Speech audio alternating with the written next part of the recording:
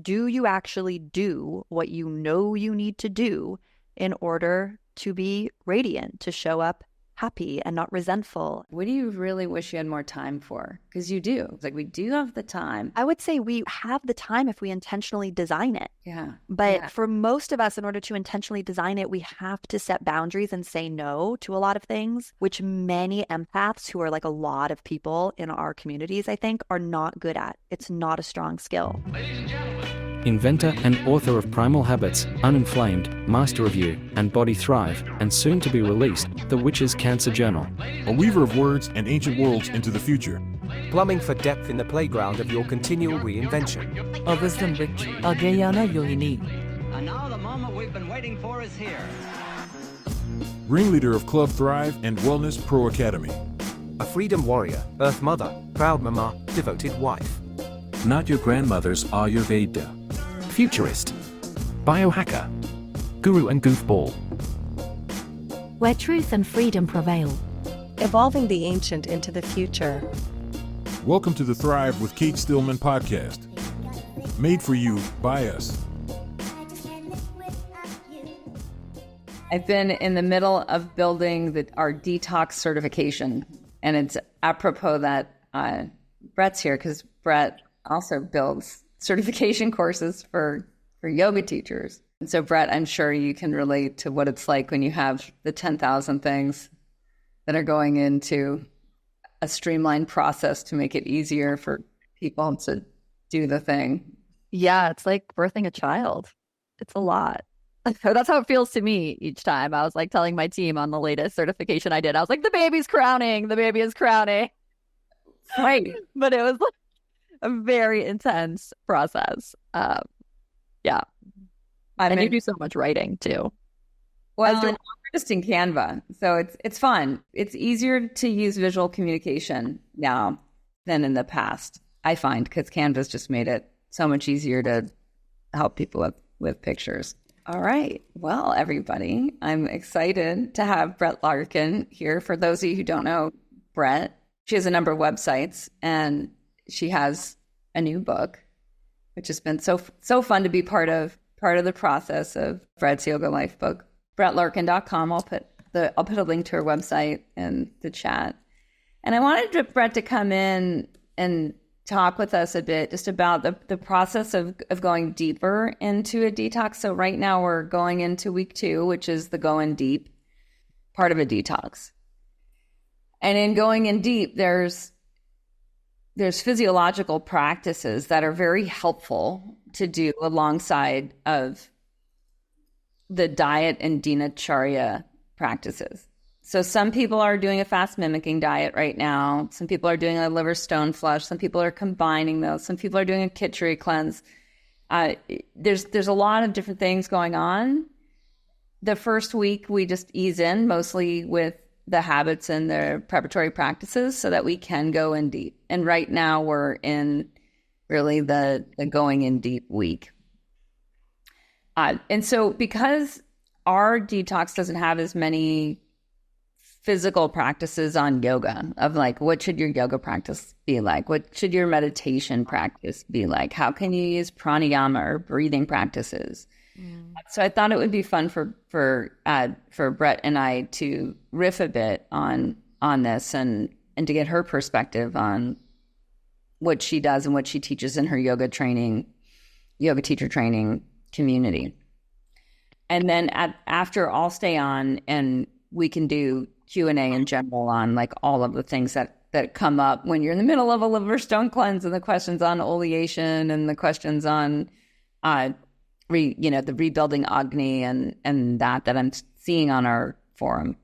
Well, perfect. Right. Sounds good. Let's do it. I have, and Cate, just so you know, because I don't know if you're using this recording later, you're not pinned and I'm not pinned, which is totally fine because I love seeing everyone's face. But I wanted to let you know that in case we did want to change that. And I was just seeing in the chat too, Jennifer's here who did her 500-hour teacher training with me. And someone else mentioned being in my YouTube world with one of my digestion videos. So I love how there's so much synergy between our audiences. And I think that's like a great place, or our communities, I should say.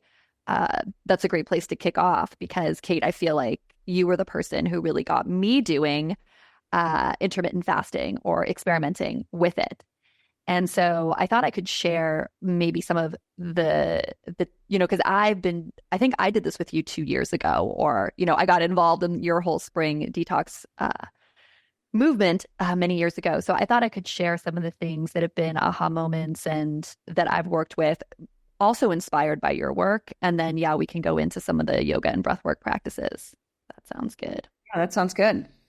Okay, cool. Do you want me to pin us or pin? Well, I guess I can't. That's fine. I like seeing everyone's face. So you're pinned. So I think if you go to... Oh, I am. Okay. Yep. I love it. It's like if I'm not running a Zoom meeting, I don't know how to use Zoom. This is cool. Oh, I hear you. No, we're good. But okay, I see. I see you. Well, now I see you. I still don't see me, but that's fine.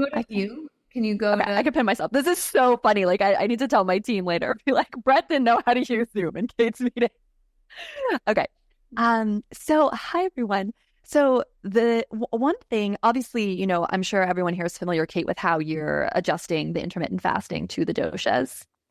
And yes, no, maybe. Well, people are really doing a lot of different things, but we talked quite a bit last week about calorie restriction and how the body naturally goes into autophagy when you simply cut back on calories. There's this breakdown, upcycling process, and that's the commonality with that and intermittent fasting. Is intermittent fasting for a lot of people is just that gateway drug, gateway habit, right? In the experience of deeper autophagy. Yeah. One of the main things that helped me do this effectively, if it's helpful for people to hear about, because the only reason I brought in the doshas is because I do have a high vata and pitta in my constitution, which means typically I'm not the best candidate for intermittent fasting, which is why I always wasn't interested in it until Cate helped me refine the perspective on this, because technically I'm hangry, right? And I can actually digest things quite quickly. But there is so much benefit, like what Cate was just talking about, from intermittent fasting. And I love how you go so much into the science of it. It makes it just even more exciting to want to do it. But what I found worked really well for me, because I do have that tendency to get hangry easily, and I don't know if other people here can relate to that, is to actually prepare what I was going to eat as if I were going to eat it now, but then to wait. And I know this sounds very crazy, but one of the things I loved about your work, Cate, is you talk about how, like, when we want to eat when we're really feeling that hunger, right? Of like that craving to, like, my body's actually experiencing hunger. But what I found is that if I waited for my body to actually be experiencing hunger and then I had to prepare something to eat, by the time I was eating, like that extra 20 minutes or 15 minutes or 30 minutes or whatever it took, I would be in hanger zone and I might get a headache and it would be hard. But what I found is, like, if I prepared like a beautiful oatmeal, which is what I like to eat in the morning for myself, like the berries, like everything on it, it's ready. And then I just set it like to the side in my office or set it aside in the kitchen. And it's like, I know it's there and ready for me. It really opened up this freedom for me to play with, like, okay, when am I hungry and really want to eat this, right? And this ties into one of the concepts I love that's in my book, Yoga Life, and many of you I bet are familiar with, is svadhyaya, this idea of self-care. Like I prepare my kids' lunches the night before, but a lot of times we don't do this with ourselves. So I think if you are doing this detox, as you all are right now, and you're maybe experimenting with fasting, it's almost also an opportunity to take your self-care up another level by thinking ahead. And kind of, it's like that mothering energy that you're having for yourself. And this was a game changer for me, because otherwise, I get distracted. I get like in my creative zone, and then it's like, oops, I forgot to eat. And now headache, I don't feel good. Or, I'm pitta, very ambitious. Like, I'm not going to eat. And then I'm like, oh, I really need it, but I don't have anything prepared or ready. So something about having it totally ready, but then me deciding like when I want to break my fast was really, really empowering. So I don't know if you want to reflect on that or share anything about that too, Cate, but I just wanted to share that as, tip, feedback, and I don't know if anyone else can relate. Yeah. No, I mean, because we've been doing this for many decades, there's feedback that we've gotten along the way, and part of it is exactly what Brett just mentioned, can be a lasting change. Right. So not just like, so in the detox, we're developing new habits often where there's this, oh, I can do it easier. I can make my food for the day ahead of time. And then I'm more grounded and everything else in my life runs more smoothly. What we find is that if you can keep that going over time, and we're not looking at like 7 days a week. We're really looking at like, what are the 20% of things that drive 80% of the results, right? And that we talked about that last week. Well, just what Brett just mentioned of just being a little bit more organized, what happens is there's an efficiency where it opens time and space, right? And so when vata gets imbalanced, or the winds of the body get imbalanced, the winds get out of balance because it's out of rhythm. Things are out of rhythm. Many of you have studied with Dr. Vasant Lad, and he talks about like worrying and scurrying and worrying. That's where we're like out of sync, right? We're like trying to rush and hurry up. And that's what gets the winds out of balance. So exactly what Brett just mentioned, of just letting yourself more efficient so that you can experience time and space more slowly, right? And what we find is like our culture is so fast right now. The amount of images and impressions coming in, it's so fast. And it's always this like next thing. So we have an opportunity to be like, simplify the routine, simplify foods. And you'll notice you have more time. And now all of a sudden you have time to take a walk, or time to meditate, or time to cuddle with your kid on the couch, right? And that's where that deeper, right? That like what is exhaling is a lot of stress and tension that's built up from the last time you could really exhale in your life and now. I love when you use the word organized, because I think that's something that's not talked enough about when we do this work, the level of self-awareness, that's svadhyaya, the level of self-care.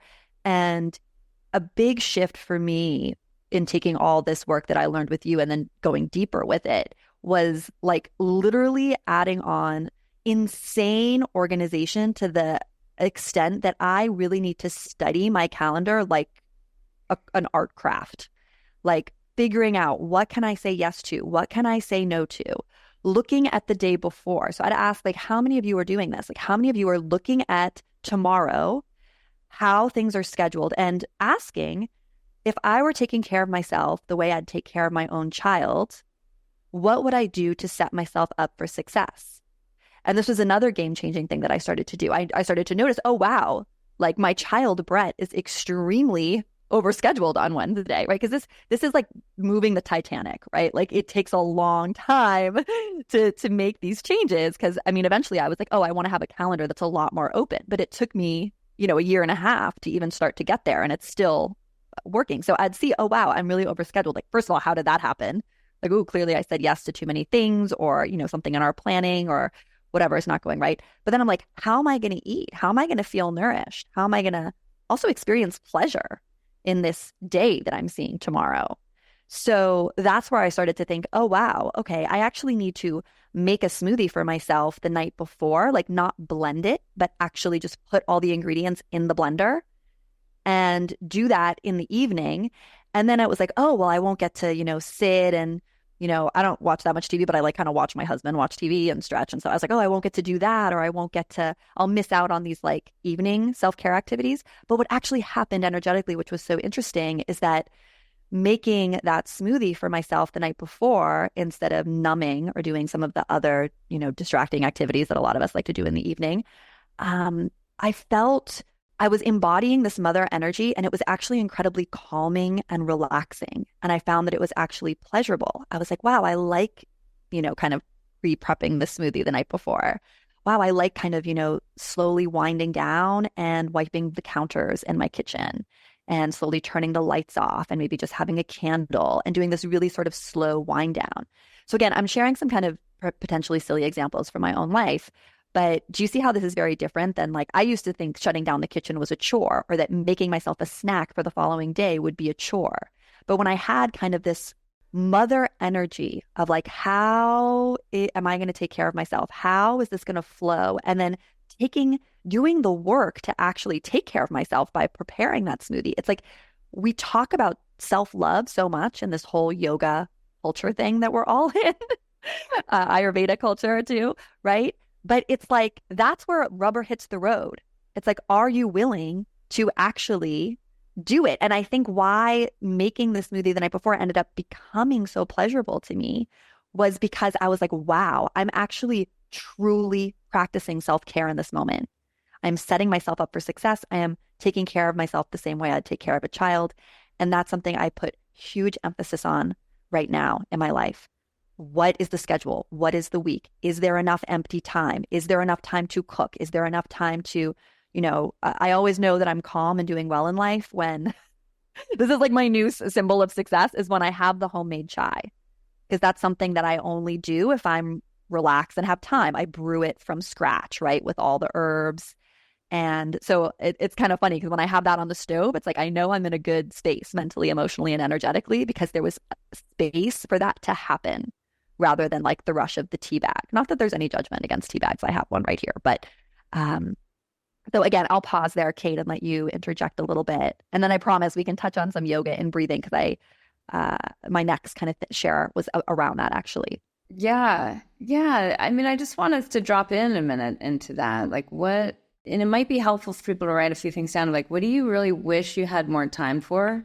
Just in this next season of your life, in this next chapter of your life, like, what do you really wish you had more time for? Because you do. Like that, I think that's a lot of the points. Like we do have the time, but what is it? Yeah, I would say we have the time if we intentionally design it. Yeah. But for most of us, in order to intentionally design it, we have to set boundaries and say no to a lot of things, which many empaths, who are like a lot of people in our communities, I think, are not good at. It's not a strong skill. So then it becomes, how do we say no to the things and create the boundaries so that there is space for the songwriting and the singing, which I just saw put in the chat, or there is space for home brewing chai from scratch, for example. So, I mean, I feel like there's a lot of cheesy quotes about this from entrepreneurs where it's like, it's what you say no to, not what you say yes to. But, the more I go deeper in my own journey in this work, it actually really is. You need to protect your time, not viciously, but again, from this space of the mother taking care of you and what you really desire and want. There's something about this analogy of you as if you were the parents of yourself that for me has been so powerful in the past, year to 18 months. Because when I reframe that, I start making really different decisions. Yeah. Yeah. So I want to give everyone a minute just to pause and drop in of what do you really want more time for? And as you drop in, feeling into it's your intuition, right? That's like right there.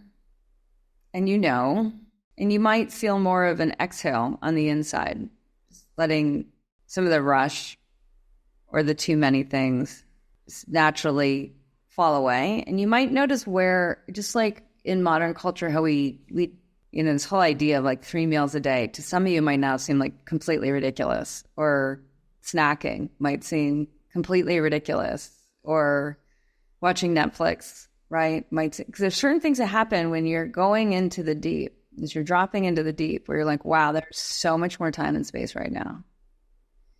Wow, it's so much less complicated. And I'm just curious, is anyone experiencing more of the bliss body, the Anandamaya kosha, just the sense of being just in it and at ease? Yeah, good. And if some of you are like, no, I'm in a healing crisis, like I hear you, and I've been there, and I've been in the hangry zone. It gets easier with practice. We know this with detox. Those of you who are in the fast mimicking diet right now, you might notice like, wow, 500 calories takes about 10 minutes to prepare and eat. Opens up a lot of time. Right. And so in that, what also arises with less that doesn't arise with too much? So what is arising in your life when there's less, there's less calories, when there's less activity? Indy woke up this morning and we're on day 4 of FMD, and she's like, I have less energy. I can feel the connection between energy and food. And I'm like, okay, well, give it, and go move and see what happens. Go see if you move, if you're fine. And she did just like not even much, like 10 minutes of movement. She's like, oh, I'm fine. So often we have this impulse, right? We've trained our children. Some of you saw on the forum how I posted how adolescents are tenfold more overweight than 50 years ago and are less aware that they're overweight. And they're less aware. So we lose awareness. Some of you have noticed that just by dropping in to detox, just easing in, dropping in, starting to go in deep, that your senses have acuity again.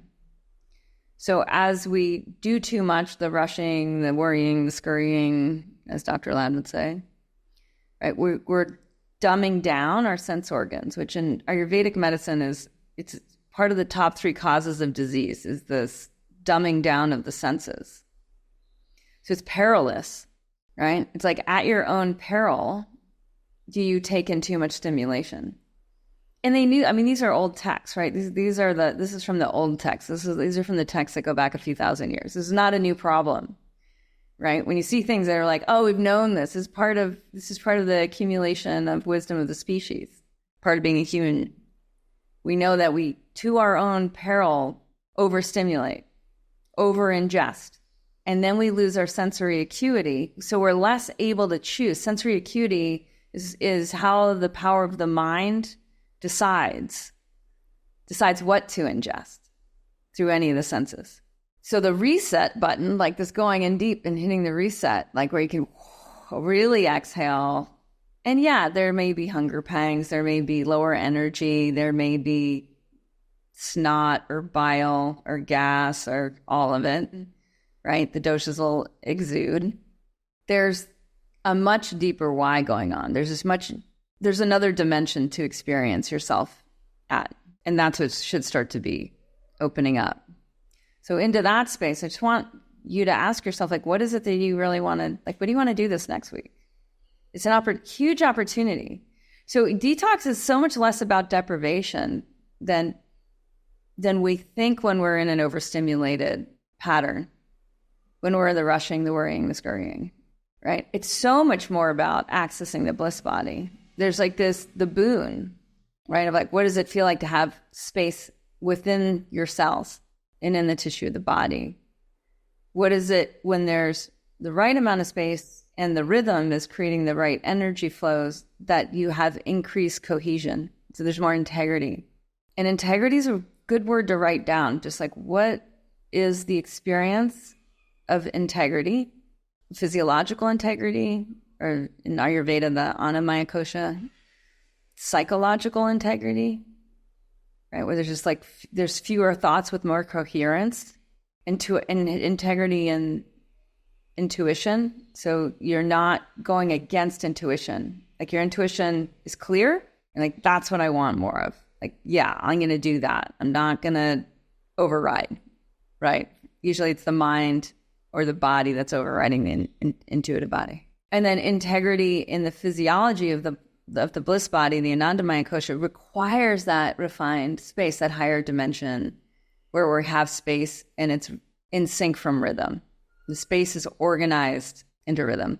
I love that word integrity. And to me, what it's pulling through is what we've been talking about, which is also the integrity of taking care of yourself, that self-care. Do you actually do what you know you need to do in order to be radiant, to show up happy and not resentful and right, or not tired or not depleted? Or do you shove that down? So I want to make this practical. Like for me, sometimes it's 4:00. I have more I want to do at work, but for not just my self-care, for my kids, like having a really luxurious, loving bedtime with them is important. I had to get honest with myself. If I worked right up until, 5:00 or whatever, I couldn't show up the way I wanted to for bedtime. So yoga nidra had to start happening for me for 20 minutes. I had to actually release the addiction to work, go, which is the detox for me, go do the yoga nidra. And to me, again, that's flexing that muscle of integrity and self-care so that I can show up the way I want to. So a lot of times it's like, we know, that the Netflix isn't so good for us, or that working, that there's this chain reaction where, again, if you looked at a calendar, like as my own parents, I'd be like, yeah, Brett working till 5 and then having to do dinner and then having to immediately put 2 like small creatures to bed. Like, of course she won't have energy for that. That's just like basic math, like prana in, prana out. So I was like, oh, okay, we need to do a prana reboot to get, some more breath into my system and relax kind of at that critical time. So a lot of times we know, we just ignore it or we shove it down, or because society isn't also doing it, we think it's crazy or it's like selfish to go take a nap, or, we know yoga nidra is not a nap in this group, but what I'm talking about. Same thing with like feeding yourself first. There's so many little things where, again, do I ever leave my house or go for a long journey or a flight without snacks and water for my kids? Never. Do I do that from like without feeding or water for myself? All the time. All the time. Right. So it's really getting honest with like, why aren't I taking the time? Why aren't I, again, now I put water by my bed, by my nightstand the night before. These are small acts of self-care that seem so silly. But then the moment I wake up, I have this huge glass of water that I can start like chugging ASAP, because a lot of times I can't make it to the kitchen because I have kids and other stuff that's just like the morning's going, right? And then I'm doing their routine with them. But now it's like, well, at least I have water. But unless I set that up for myself the night before, I wouldn't. So again, these can seem like silly practical examples, but and I want to touch just also quickly before handing it back to Cate, and then we'll talk a little bit about movement, like the saying no as something that is a yogic practice, right? We tend to think like yoga's asana, yoga's breath work. Well, yes, and yoga is also honoring our authenticity in the moment of now or in any interaction out in the world and in our life. So I'd invite all of you as you go through this detox process with Cate to see like the prompt she gave so great. What do we want time for? Like I would then think also like, well, and what's in the way of that, right? Is it the late night snacking? Is it the late night TV binge watching? Is it the phone? Is it Instagram? Is it TikTok? Is it like, what's in the way? Or is it someone or something like commitments? Like, do we really need to be doing all these after school activities? Do we really need to belong to this, group or like whatever it is that you're doing? And to really notice in your body somatically. And again, yoga gets us more tuned into our body, which is what's so wonderful about all of this.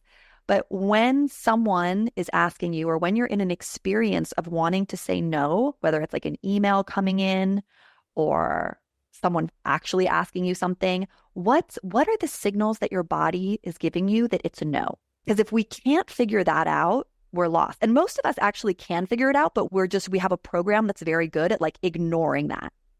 Mm-hmm. Right. So for example, for me, I know it's a no in my body because it's like my throat constricts a little, my heart rate increases, I start to feel a little stressed. And then what I've just learned to do over, 30 plus years or whatever is just like, okay, well, shove that down and people please, or shove that down and do it anyway. But when I started really tapping into like, what are the signals? And then this is what you can all do, because saying no can be hard or challenging. You can just say, can I think about it? Or a lot of times now I'm just like, I'm not going to respond to this text or this email for 2 or 3 hours. Let's just let it digest, saturate. So really getting clear on what no feels like in your body and then actually honoring it, or just buying yourself more time, huge game changer in terms of figuring out how to detox and simplify your life, because you can't simplify unless we take things out or create those boundaries. Reminds me of James Altucher's book, The Power of No. He kind of wrote a spoof book off of The Power of Now by Eckhart Tolle. Even the cover looks the same. It's very good for anyone who's like, I need to learn how to do this. I'm a yes person. That can be really powerful. Yeah. And it's funny because we've been talking about being your own parent, and I actually set up recently parental controls for myself on my own phone, which all of you can do. It's actually really easy to do. And it's like I'm living a new life. I mean, I'm not able to access like anything pretty much after 6 p.m. And I just don't pick up my phone anymore because I know that I'm locked out of Instagram, I'm locked out of Gmail, I'm locked out of Slack, I'm locked out of all my addictions, right? And you can set this up. I was surprised actually at how easy it was to set up. So just know that is an option. And then, you know, I love how Cate talks about when you're feeling hunger, like the example you gave with Indy this morning, to move. And I think that has just worked so well for me, whether it's moving on my mat, gentle movements, spiral movements, I feel work especially well. So whether you do your cat-cow and kind of more of a spiral, or Sufi grind, for those of you who know that move. If not, Kundalini videos on YouTube, but it's kind of like taking your torso in a spiral inside the pelvic bowl. I find spirals work really well, and walking is a great movement. I find like if I'm hungry, I go for a walk, like I just forget. I just forget. And through a practice, I think that would be, you know, whether it's breathing, meditation, or seated movement. So I think that might. It's like, yeah, we can. Let's see. We can do a practice, and I think finding a breathing technique. Oops, sorry. No worries. Somebody, I got the wrong person. Well, we can do a practice, but a couple more quick things just to say about ideas or ways you can move. Whether it's the spiral movements, I like getting my hands on my body, right? Whether it's for some lymphatic massage or just touch is so powerful and grounding and helps you tune inward. So that can be really powerful. Having a pranayama or breathing technique that you find especially soothing is just hugely important. I know it's like, you know, the cliche of the detox breath would be like a Kapalabhati or a breath of fire. And you can absolutely work with those. They're great for digestion. But I think they raise a lot of energy. So if you're someone who, like me, already has high vata, I prefer more grounding breathwork techniques. So that would be something more like a full, complete breath. And then prana, you know, we see, when I went to India, there are these people who subside or exist on like a glass of milk a week. I mean, I'm sure you've seen these people as well, Cate. Like they just don't eat, and they do a lot of breath work. So just seeing the breath as also something that can nourish you. And the full complete breath, which is just the most essential. I mean, we can practice. If we want to do a practice, maybe we should just do that, because it's just so fundamental and overlooked, I think. If you get kind of bored, because this has happened to me too, of doing it sitting with the hands on the body, which we'll do now because probably most of us are sitting, you can do it in bed with a book on your belly. We'll talk about that in a moment. But you can also do it lying down, face down, and like in a prone position. And this can be just incredibly healing. You have the floor supporting you in a different way. You're able to press your belly down into the floor. So, you know, taking the full, complete breath out on walks. And let's practice that together if you're open to it, Cate. Because I mean, I know it sounds simple, but it's like there's so much detail to it. If we're not practicing this full, complete breath, we're really not getting the most oxygen for CO2 exchange that we could with each breath. And the most nutrient-rich oxygen for CO2 exchange is happening in the lower third of the lungs, which the majority of the population isn't even accessing at all, right? Because we're trapped in this short, shallow breathing pattern. So if you're okay with that, Cate, I mean, let me know what else you want to chime in here, but maybe that's what we can kind of talk about a little bit for the practice. Yeah. Great. I mean, I just can feel you all just want to drop in. So let's do it. Okay. So a little anatomy before we start. And, you know, if you want, you can kind of start moving. I'm just going to stay in my chair, but you can just move to somewhere where you can sit with a tall spine. So that could be on the edge of your chair. That could be on a cushion. But I think visuals are really important. So the muscle of your diaphragm, and your diaphragm is a muscle. So I think that's something people are often confused about. And unfortunately, because it's a muscle that's so deep inside our body, we tend to not focus on it. We tend to get focused on muscles like our abs and our biceps. And I always crack up when I go to the gym because I see all these people working out and doing all this stuff. And I'm like, the number one muscle that they should be working on, or we should all be working on, that actually, I think if you strengthen it, calibrates the whole system, would be the diaphragm, which is going to the air gym, I call it, and actually deepening our breath. So the diaphragm, this muscle that lives deep in your rib cage, it actually, visualize it like a jellyfish, and it moves down as you inhale. That's very counterintuitive to most people, because most people, when you inhale, what do you feel? You sense kind of like your chest lifting, right?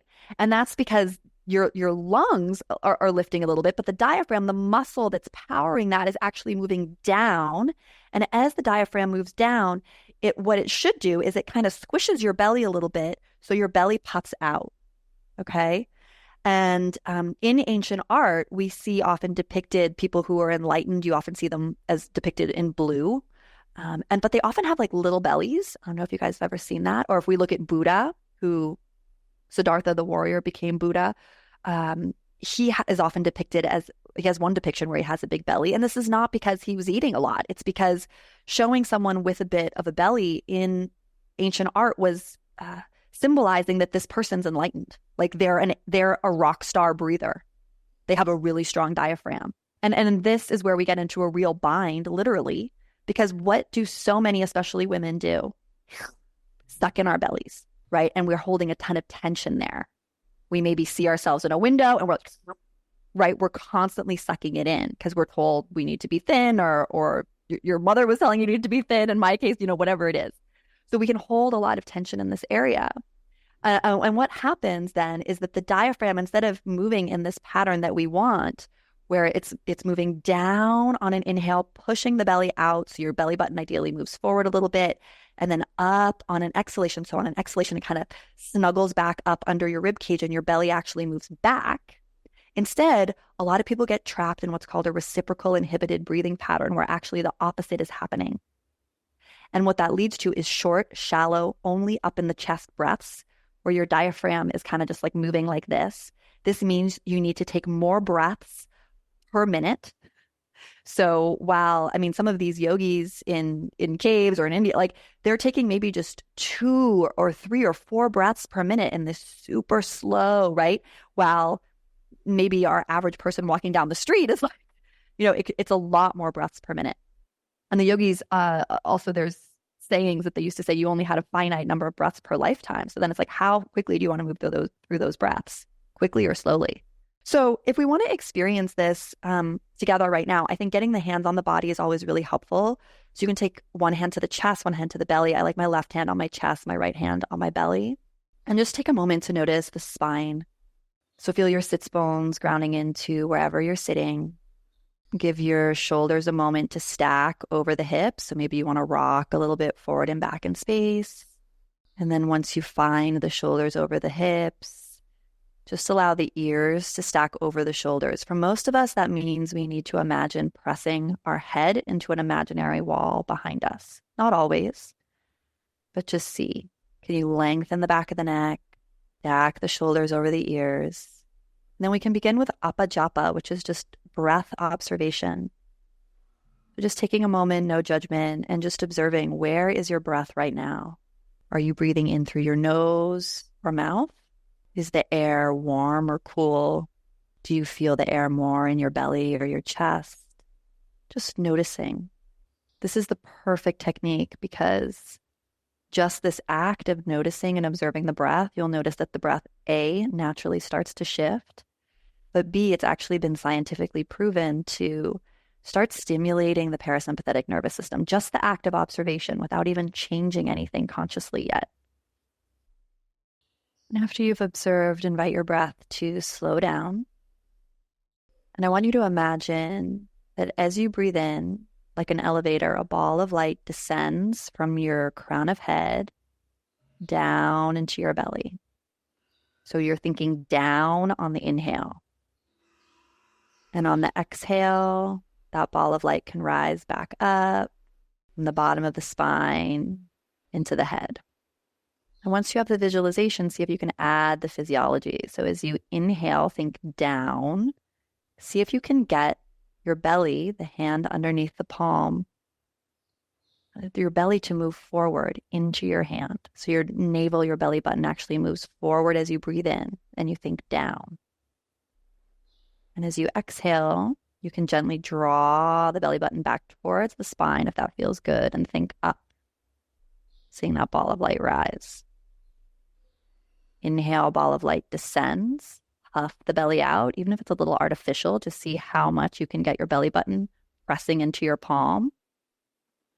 And exhale, draw the navel back. Don't worry about the chest. Just holding all your focus. Inhale, puff the belly out. Exhale, draw the navel back. If you like, you can play with lifting the pelvic floor a little bit as well on the exhalation. For the last few breaths, you can add now the awareness of the chest. So inhale, think down, energy moving down, belly puffs out. And if you want, allow your chest to rise into the palm as well. So it's almost like the heart and the navel move apart from one another a little bit. And then as you exhale, it's almost like the heart and the navel move towards one another as you breathe out, pull the pelvic floor up. So it's almost like a little bit of a rounding, but very subtle. So inhale, think down, puff the belly out, heart lifts, more space between the belly and the heart, more space between your two hands on your body. Exhale, your hands come a little closer together as you almost baby round to breathe out. Thinking of the energy moving up. Let's play with that about 5 more times. And if you can, just challenge yourself to make the inhale as long as possible and the exhale as long as possible. Slow everything down. After your next exhale, I want you to hold this light, hold the light of your awareness at the navel, in the belly. Take the hand that's on your chest and place it on top of the hand that's on your navel. So you have both hands pressing into the belly. Palm on top of navel. Soften the shoulders. Relax the shoulders down and back. Wag the jaw. Scan the face for any tension. Anchor your energy back down in the belly and just notice how you feel. Dip the chin. Take the palms down to the thighs. You can kind of rub the thighs a little bit. I always like to do that. Feels good. And when you're ready, you can gently blink the eyes open. And as you come back to the screen, try to keep a little bit of that awareness in the belly, in the navel, that grounding, kind of apana vayu. And see what it's like to come back to the screen, kind of holding some awareness down there. How's everybody feeling? So good. So good to just slow down time. Isn't it funny how time goes fast when we're in the scurrying and worrying, hurrying, scurrying, and worrying. Those were Lad's words. And then when we do deep breathing, it's so slower. In meditation, sometimes it feels like when we're really in it, it goes so slow that we have, what is it? Time is a social construct, I think is what Alan Watts, how he said it. Time is a social construct. I really agree. I think, and also, when we're experiencing pleasure, it's like time unfolds in a completely new and different way, right? Like a lot of times I choose, again, going back to the practical examples, like I choose like a bath. For me, this is because again, I'm Pitta. I want to work. I have a workaholism issue that I need to detox. I'm in the process of detoxing over 15 years, tied it to childhood, trauma response, all the things, right? And so for me to say no to working in the morning is very challenging. And so something that I challenge myself with, which is the tapas, the good kind of tapas, right, is I challenge myself. I run a hot bath and I do kind of what I'd only allow myself to do in the evening, like that luxurious, hot bath with the salts and all the things. And I do it in the morning. And what's so interesting is the days that I've done that, time shifts in ways that I cannot explain when the rest of the day then unfolds, right? Because logically you would think, oh, you lost half your morning to this bath, so you're going to be behind on work and things for the rest of the day. But when you figure out what's pleasurable for you and then really indulge in what's pleasurable, actually the opposite happens. It's like these portals of time change and expand, and I end up kind of getting more done or more work I care about or feeling more creative that day it's like that day expands. It's like 3 days, all because I was present. Thank you, Louise, in the chat. And I chose myself. I chose pleasure, right? So I really do think time is a construct. Like it often baffles me. I mean, we both ski a lot, Cate, and I've done this cross country ski, this Nordic thing, and it's crazy because I've noticed when I'm doing it for pleasure and like I can actually cover kilometers or miles that don't make sense in like weird time frames. Like time literally changes and makes no sense. Like going the same distances if I'm doing it for self-care or if I'm doing it for pleasure, instead of just for a workout. Like there's something different that happens in the distance that I'm able to like it's very, very crazy. So yeah, I just want to speak to that too. In detox, in many ways, what is physiologically happening is allowing for digestion. And to me, this is kind of like a, East meets West. So in the Western perspective, it's a process of elimination. And in an Eastern perspective, it's a process of digestion. And those are different, right? Because like taking out the trash, we're like, oh, you take out the trash, that's detox, right? But lighting the fire is digestion, lighting the fire, right? And so on the cellular level, if we look at what autophagy is doing, is it's lighting a fire. Your lysosomes, little fire packets, the Agni packets that are within cells get released with autophagy. So, and that's acid. So anything in Ayurveda that is, and those less familiar, I know we've been talking a lot in the yoga Ayurveda world because when Brett and I get together, that's where we go. So Ayurveda, the healing science, IU life Veda, to study healing science from India. This Agni is the word of digestive fire, but it's not just where you get hungry. It is where you get hungry, but as the process of Agni inverting, that itself slows down time. I think what's so interesting is it really ties to the breathing exercise we just did as well, because if we think of, we don't properly digest our food when we're eating too much and we're stressed and in a stress response, which again, I know are covering all the science behind that, but it's sort of the same as what I was talking about with the breath. Like when we're caught in these short, shallow, like breathing patterns, it's like we're not digesting each breath fully and getting the nutrients from it, right? And really able to absorb it. So I do think that that these practices are really, really complementary. It's like, how can I potentially eat less, but feel so satiated and have it be able to really fully digest through my system? How can I breathe in such a way that I'm really exchanging the most oxygen for CO2 with each breath, right? Instead of being in this inefficient pattern. So I love the digestion angle, even for talking about the breath.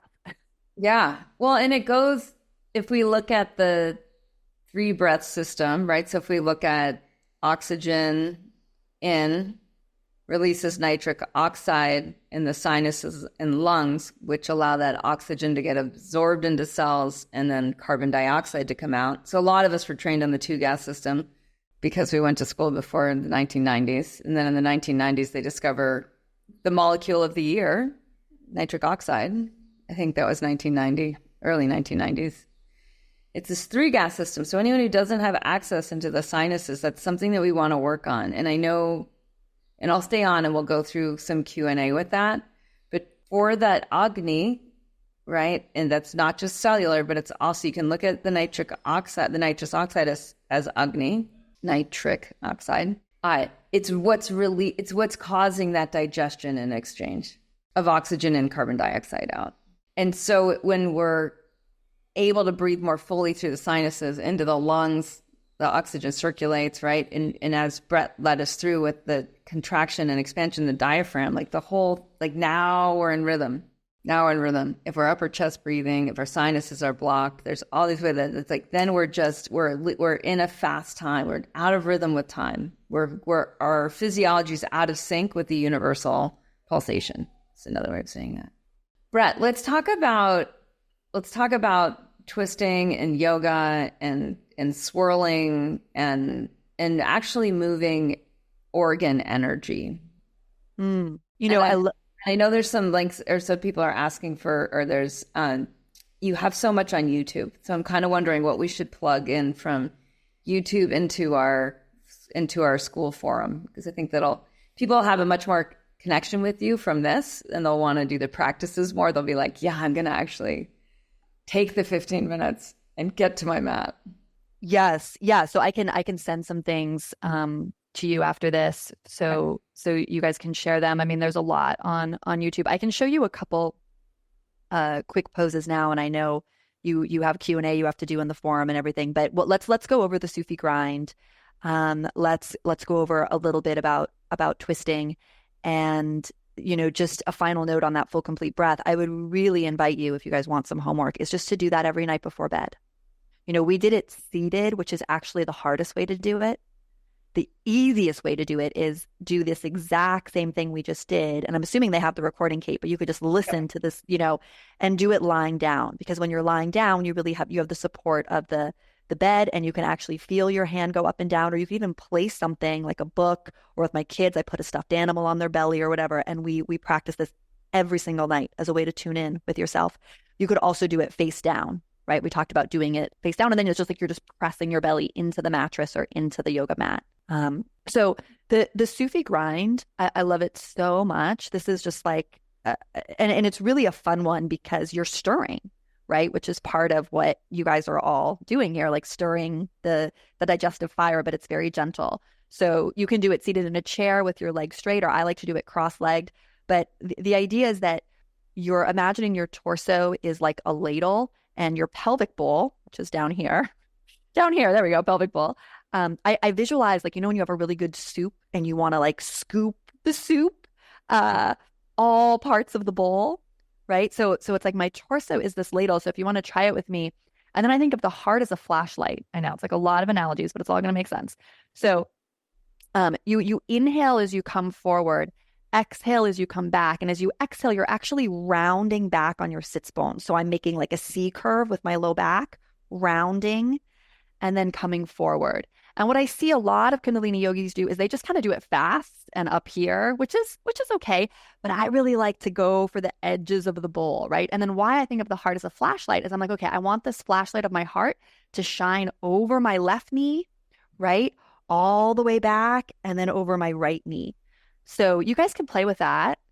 And then you can reverse direction when it feels good or when it feels organic to you. Again, as you go back, you're rounding back on the sits bones. So there's like a scooping back. You're pulling your navel back to your spine. And this is so soothing for the nervous system. We're very gently stimulating digestion. It doesn't take a ton of energy to do. So again, if you were fasting and you just wanted some gentle movement, this would be a great one. And when you're ready, you can kind of come back to center and just notice how your low back and hips feel. Because what I love about this movement is it's also opening the hips and the low back. So you can just kind of take a breath at center, palms face down on the thighs and out, and notice. Oh. And then the thing about twists, which I think gets really overlooked, because we all hear twists are good for digestion in yoga. It's kind of like this overgeneralized thing. But in order to really effectively twist, I need to have length in the side body, right? I also can't breathe that well if my intercostal muscles are tight. Those are the muscles kind of in between the rib cage, which are tight on most of us. And if you're a side sleeper who likes to curl into a little ball, like me, those intercostal muscles are especially tight. So if I just twist and just yank, I love to make sure to open the side body and the intercostal muscles first before twisting. So we can even do, and again, this is chair yoga. I'd take your feet down onto the floor, but just scooch to the edge of your chair, and just even doing something, because a lot of you probably work at desks. I mean, I do most of the day.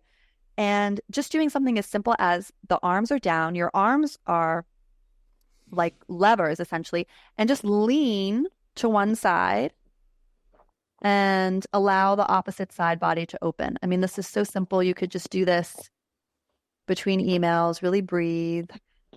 Let that arm that you're kind of side bending towards be really heavy. And then contract the abdominals to come up. Take it to the other side. Find that side body length. So this is something you could do, when you're normally grab a snack or do the Instagram or whatever it is that you're trying to detox from. It's really crazy because standing lateral side bends are lovely, but there's something about doing this seated that just honestly feels so great for me. And then with the arm, we can play with the length, engage the abdominals fully coming up. With the arms, you can start playing with the length of the lever. So do the side bend again, but now with the hand on the hip and just see how that changes things. And you can just take a breath or two on each side. Come up on an exhale, other side. Really anchor the sits bones into the chair. Slowly come on up. Okay, and then we can do it with the arm on the shoulder. Again, this is simple. Doesn't mean it's not really profound, and we can do it anywhere. So here, this is intensifying the side bend, right? Press down through the feet. If you have the soles on the feet, on the floor, ideally. Root down through the sits bones. Exhale, engage the core. Come on up. Take it to the other side. And breathe. I like to picture my ribs as like an accordion, right? And my breath is opening the accordion of the rib cage. Okay, and then our last variation, we're going to do the head. So you can put the hand on the top of the head, but I actually like we'll do the opposite arm. Here we go. This is the most intense version. So this way, we're actually going away from the arm that we're using, which is different from what we've been doing before. If this is too intense for you, just hold, you can hold the chair for support. This would definitely be the most intense version. So I'm kind of holding the temple. And oh my gosh, this feels so good. I don't need to hold the chair, but I actually am pressing down into my chair to even, rotate the heart a little to the ceiling. And just sometimes it's helpful to have that leverage of pressing down into something for an even deeper stretch, and then really pull your head up so you feel that support. And then we'll take it to the other side as a last step. Boom. I'm actually going to hang in traction first, I've decided. And then I'm going to press into my chair and kind of send the elbow to the ceiling. And if this is too intense or you have a shoulder injury, you'd stay with the other variation where we're kind of side bending the opposite way. Huge breath into the side ribs, inflate the side ribs like crazy, biggest breath of the day. Engage the core, come up. And I want you to just close your eyes and just notice how your torso feels. How does your torso feel? I know for me personally, I have so much more length. My heart is lifted. My collarbones have naturally opened. And then I don't think we have time, but I just want you to visualize, like, what if you did a twist from this place? What is that twist gonna feel like in your body with the length that we've kind of generated as a first step? So any observations or shares, happy to hear. But again, these are things that you can do at work. Yeah, more space in the torso. Great. Yeah, I feel taller. Ribs feel like they're floating. I love that. Yeah, beautiful. Thanks for sharing, Carolyn and Marita and Leslie. Oh, yay, Brett. This was so fun. Thanks for visiting us in our detox. Well, I love your community. And and I love, someone just said in the chat, I think it's Jacqueline, that the prana and stretching helped awaken her energy. And I think a lot of times we just feel depleted and we think the answer is food, because that's just kind of what we've been taught, right? So it's like we go for the M&Ms, or even me, like the nuts or the whatever. And often, all we did was lean in a chair, you guys. That's all we did. No yoga mat, no time required. Like, we literally just leaned our torso in a friggin' chair right now. And I feel it too, right? And not only do I feel like I have more energy, it's like a calm, kind of sustained, it's like that good energy. So again, the movement and the breath, and again, fancy yoga sequences are great, do them, but all we did was a full complete breath and some simple torso stretches and circular movements in a chair. Less is more. I agree. That's part of the detox. I know not everyone here is from kind of yoga culture, but I see that a lot in yoga culture. We're addicted to more. We want to know more kriyas. We want more sequences. We want more better poses. It's the same hustle of more addiction granted to yoga, which is better than, I don't know, video games or something else, but it's that same energy. And when we let go, when we realize just even the simplest practices can be so powerful. So I'm just so grateful. Thank you for having me, everyone. Love any chance to be with Cate. Cate, love you. And I'll be with you all soon, I'm sure. We'll be in touch on the interwebs and emails and all the places. Awesome. Thanks, Brett. And I really appreciate your down-to-earth tips in the beginning of just we're all in really different levels, different places with the experience. It was great. And thank you. Thanks for all the kind words in the chat. Those of you who practice with me on YouTube or Uplifted or and reach out. I'm always happy to connect. So feel free to send me a DM on Instagram or email. Very happy to connect with any of you. Take care. Awesome. Thanks, Brett. All right. So I'm here for Q&A. There's a lot going on in the forum. It's easy to kind of get into the devil in the details and the idea that there's a right way to do a detox. And there's some truth to that. Like there's definitely wrong ways. Like there's definitely things that you'll do. There's choices you'll make that you'll know are not helping yourself.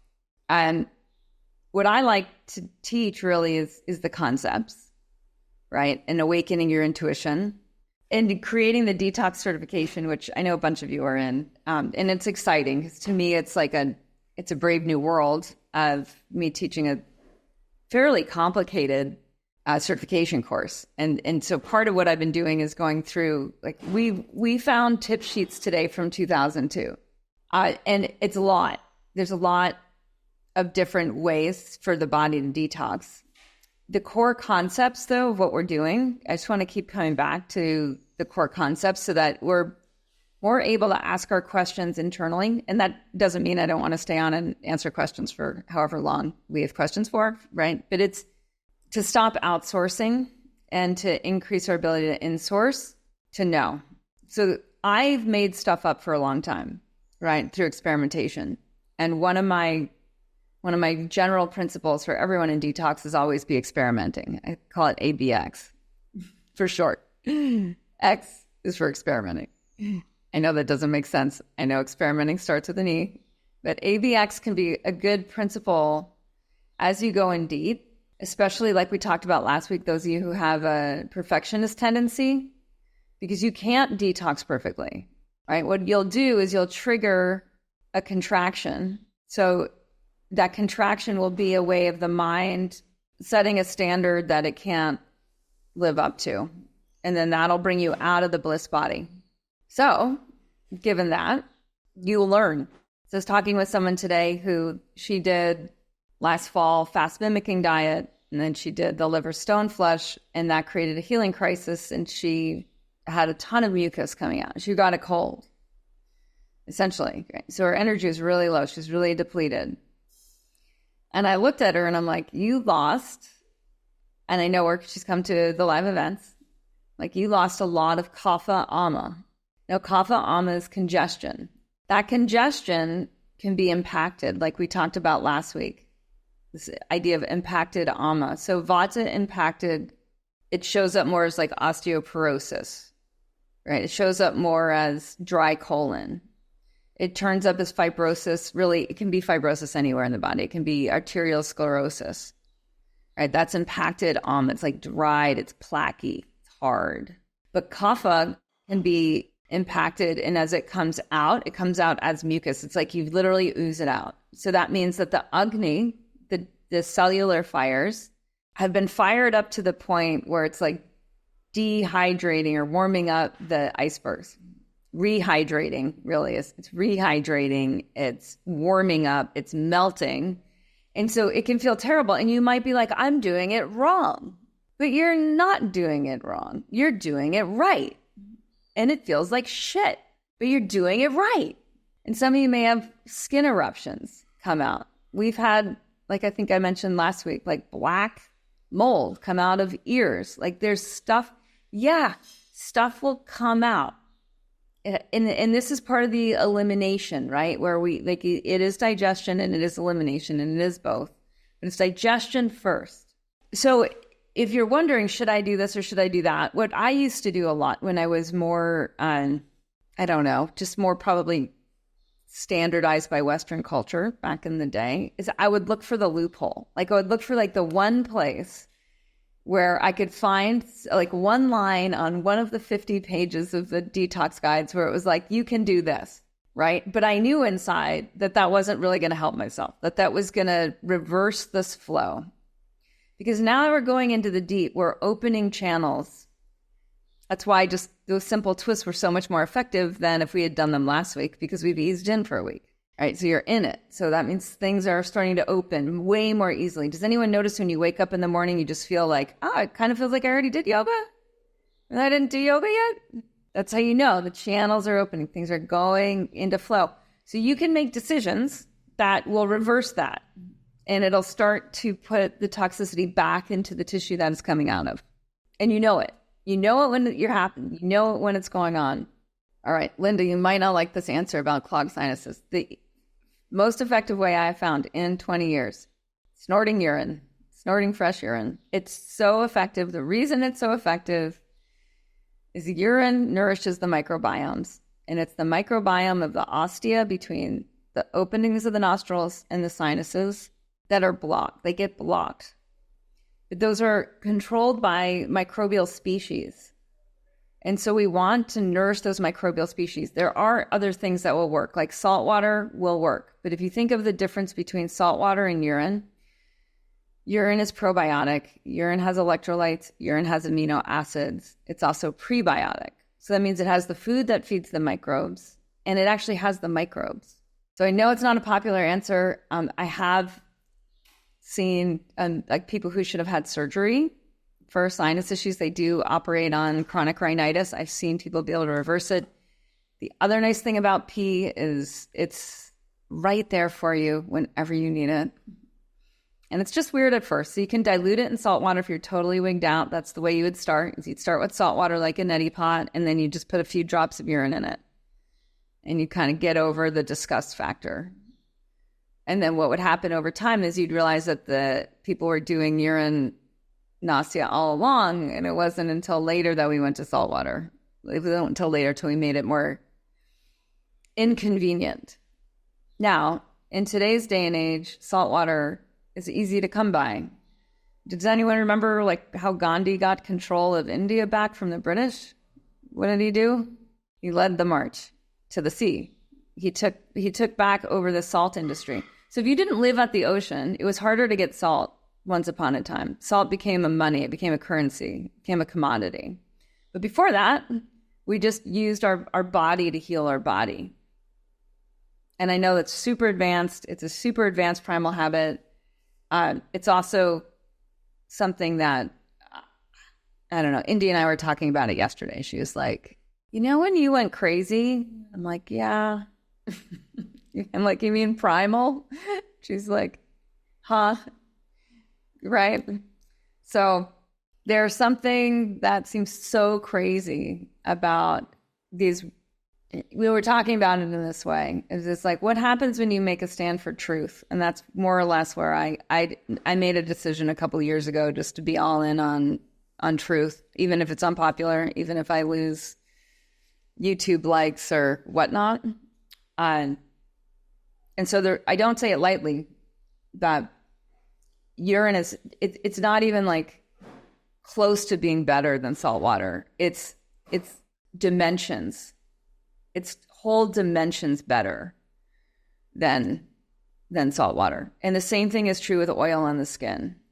Urine on the skin is dimensions better than oil on the skin. So a lot of the practices from Ayurveda that the oiling of the skin, the oiling of any organ, the use of salt water in enemas, the use of salt water in the nasal passages, all of this was when we took urine out and when we made urine inappropriate. It was a cultural power move, and it arises in every culture. You can see it in every culture. That's why I think it's absolutely hilarious that the newest move on this was when the prime minister of China made urine usage, urine therapy illegal in 2017. That article totally cracks me up. Yeah, in 2017, the equivalent of the Prime Minister of India, because it was gaining in popularity again out of Hong Kong. It was starting to spread again in China. China has a very old history of using urine therapy for hormone replacement therapy. It's everywhere. It's in every culture. In any case, if you're trying to heal, if anyone is trying to heal chronic rhinitis, chronic sinus issues, I really invite you, if it's too grossed out, start with just like a drop in your neti pot. So you use salt water, use a drop or two of urine.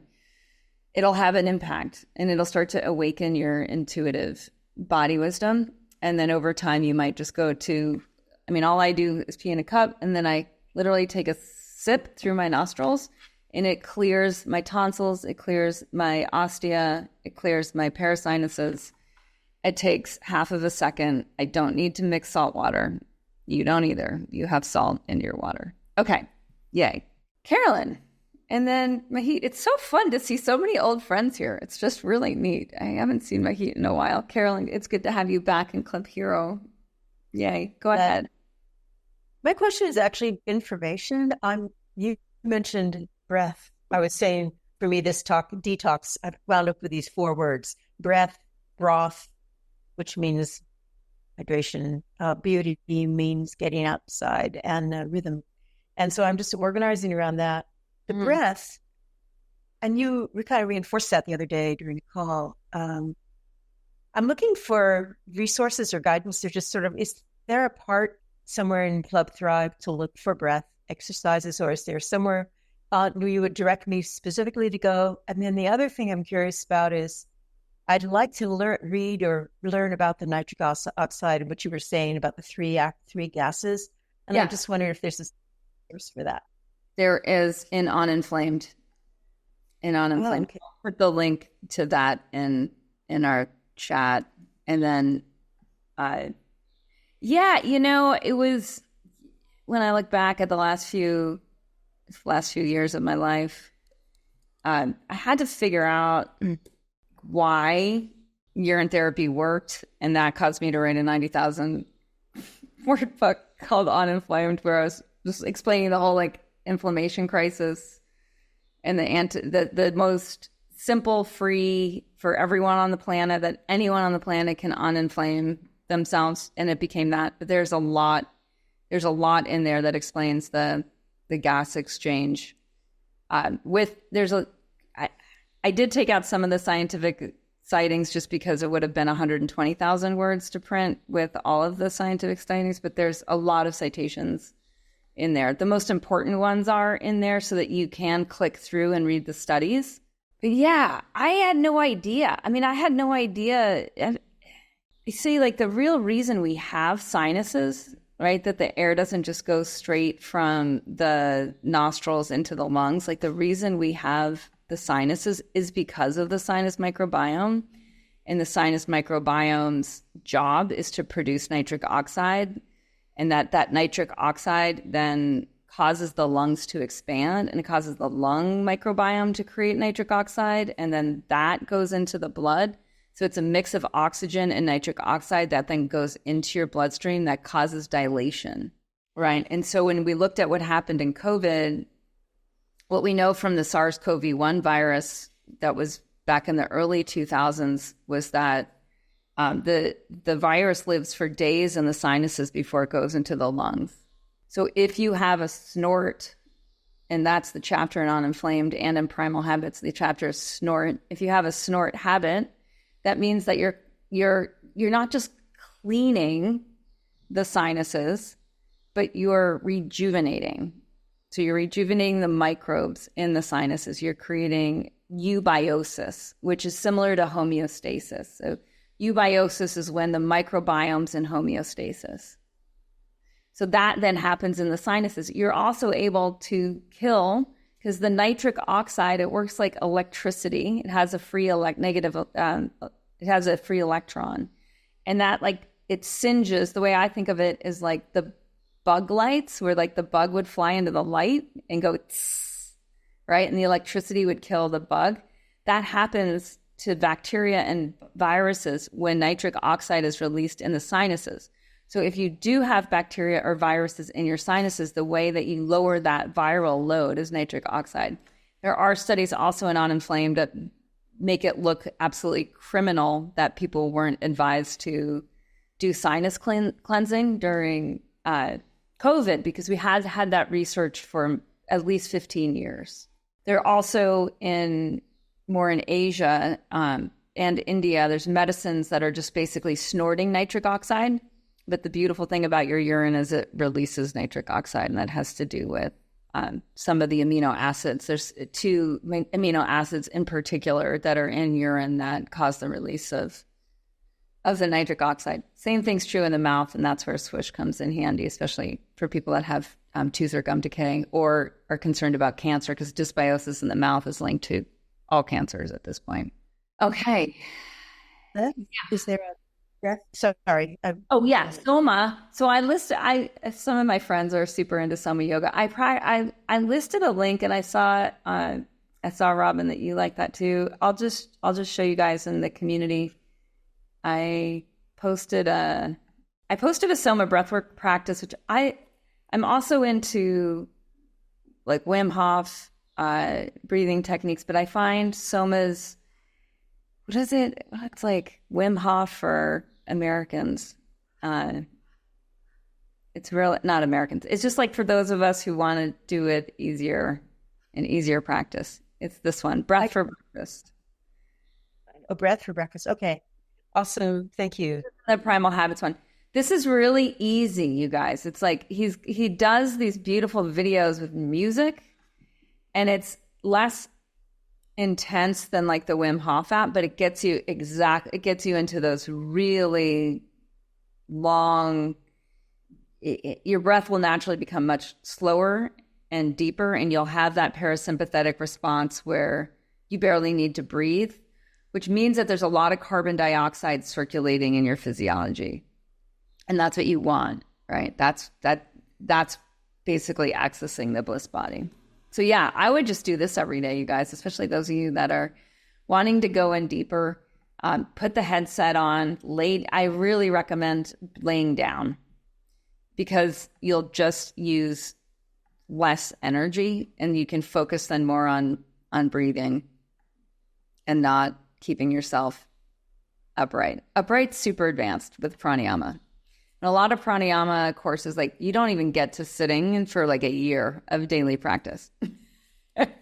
They're like, no, lay down. Right? Like, sitting's hard. Like, breathing consciously is hard enough. Yeah, there's so many, oh my gosh, you guys, there's so many great yoga and breathing schools out there and breathing practices. Like, my advice is just find something that you will do and then do it. Now, some people find it's too stimulating to do it before bed. So again, maybe in the morning is a little bit easier. It's a very, yoga, breathing, walking, meditation are all good things to do when you're hungry. Many people find that meditation is really hard to do without doing 5 minutes of breath practice before. So if you have a hard time meditating, like the cheater way to meditate, and it's not really cheater at all, is just to do a breathing practice before, and then you'll find you're maybe naturally in a meditative state, and then it's easier just to be there. But heat, oh my gosh, it's been forever. You look gorgeous. Oh, thank you. Thank you. How's Montreal? You're in Montreal, right? No, I'm in Quebec City now. Oh, in Quebec City. Keep moving around. Okay, can you help me figure out how to start? I'm still in week 1 because I'm just overwhelmed with information. There's a lot going on in my life. It's just a little too much, as I mentioned on the community board, like divorce, moving apartment. And I just today announced to my boss that I changed job because I've been offered something better. So it's just crazy. But I still want to do I still want to do the detox. I have scleroderma, early stage. So lots of inflammation in my hands, in my feet, burning. Yeah, all of that. And I have specific questions, but I just, how can I orient myself in order to ease that and then start maybe fast mimicking diet? That was my goal. Do that because I'd rather do 5 days of FMD than 2 to 2 weeks of kitchery, to be honest. Good. Okay. I'm just trying to feel this out. So Yeah, I mean, my energy is all over the place. That, forget it. Yeah, I know. I mean, so I normally be like, yeah, just do an, are you like, just do, it doesn't, You want to do FMD? You've never done it before? No, never done it before. But I mean, when I listened to the videos, you're so convincing about calorie restriction, how it helps to kind of eat the inflammation for breakfast. And I want that. I just totally want that.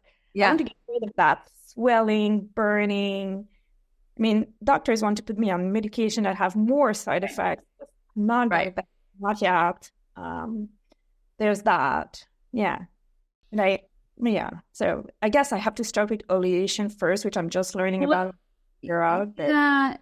Yeah. I mean, and what I'm thinking too is that, like, what's good about, I think this might be confusing for a lot of people, but what can be really good about fast mimicking diet for people that are still high vata or naturally tend towards lightness is that it slows you down.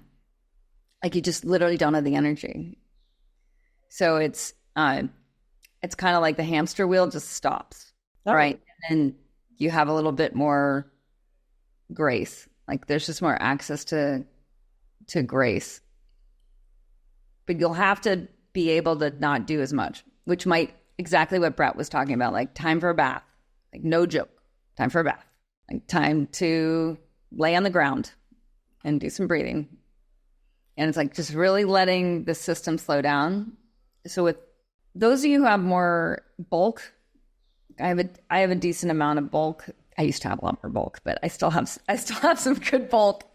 Like, you can do FMD pretty easy. Like, yeah, you'll get hungry, but like, you've got plenty to burn, right? Those of you who have less fat stores, and the way you can tell is you just like pinch the inch on your belly, and that's the fat that you should feel thin. So if it's more than an inch, then that's the extra bulk. But you want even what you do have, right? You want to flip your fat. So you want to clean the fat tissue, because that's where, well, like I said last week, the endocrine disrupting chemicals live there. But also just the busyness.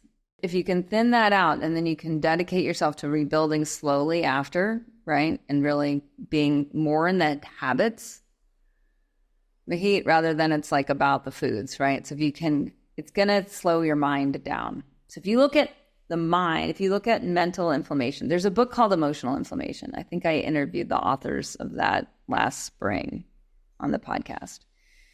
So if you look at what's the cause of Vata type inflammation is probably going to be more mental. The cause of Kapha type inflammation is probably going to be more food based, or lack of exercise based, or overeating based, because it's so easy for Kaphas to overeat. It's so easy for people that have density and an anabolic nature to just consume too much, especially when their emotion that they're looking for is to just enjoy.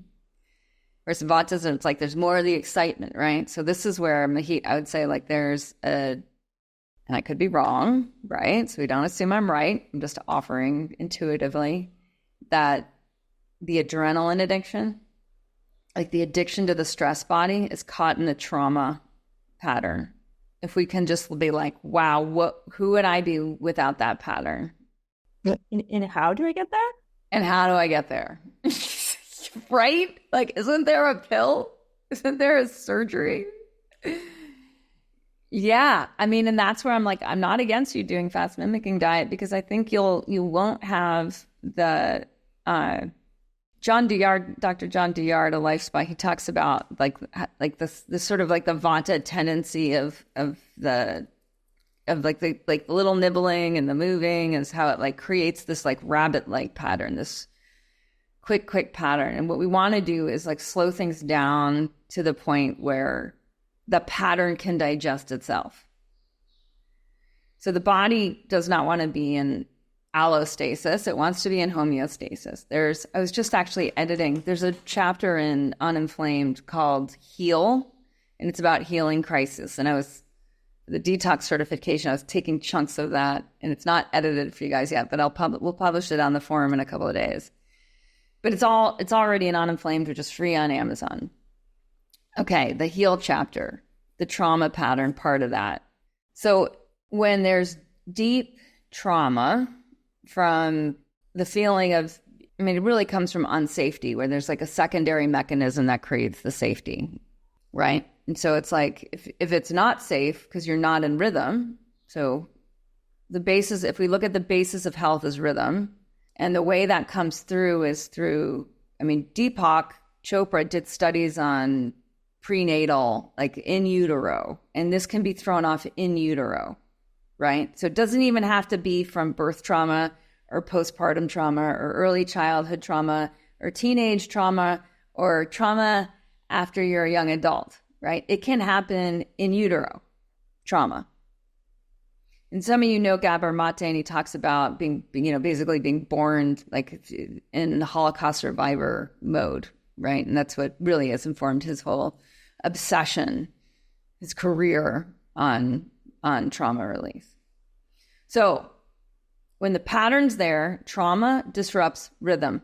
Hard stop, right? Trauma just disrupts rhythm. So then we have secondary coping mechanisms where we're out of rhythm, and we're just always out of rhythm. So we're always like trying to find the place of peace, right? That's just supposed to be already there. It's supposed to already be ever present all the time. Peace. It's like right there already all the time. But when we're in the trauma pattern, it's just like, it's never the right. Nothing's ever feels like it's in that just ease and in that flow, so that the stress, and to me, it's almost at the level of like existential stress, right? Just the stress of existence, but it's not how we're designed, right? We're designed to be relaxed and held. Like Brett was talking a lot about self-parenting, like held in the bosom, right, of the great mother. And that when we have that, the body's not in existential stress. It's in existential support. That's grounded root chakra. It's in an existential bliss or feel-good state, which is grounded second chakra. So we feel good without something else happening. We are fulfilled without needing something else.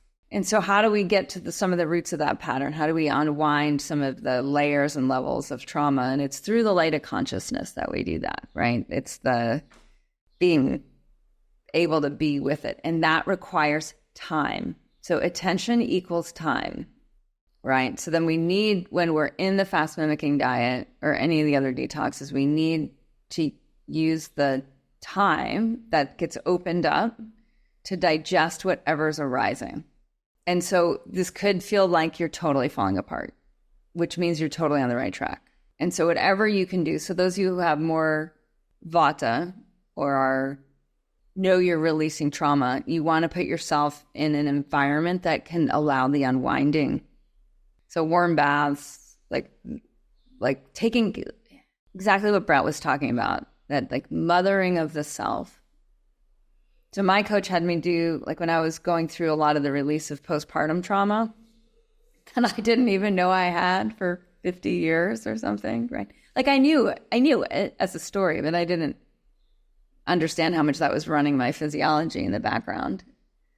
Is my coach had me just visualize like every morning when I woke up. So the first thing I'd visualize is like I'm lying on like the great mother's big boob chest, essentially just like being held in love. Now, some of my first memories are being body shamed. Indy and I were talking about it in the hot tub last night. For some reason, it came up. Like, why were all my nicknames growing up were body shaming? Like, they're all body shaming. My siblings didn't have that. Like, it was just special for me. Gift of my parents, right? So, you guys, these things with trauma that don't seem like a big deal, especially if you're tough and you can handle it, like yours truly, like they're a really big deal in the subtle operating system of the physiology. They're a really big deal in the subtle body.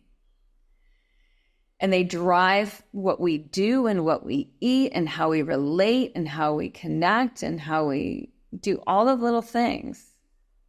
And so we need to create an atmosphere, a very warm, loving, safe, protected atmosphere that's super cozy so it can unwind. And that's the work. Like that's what the detox looks like.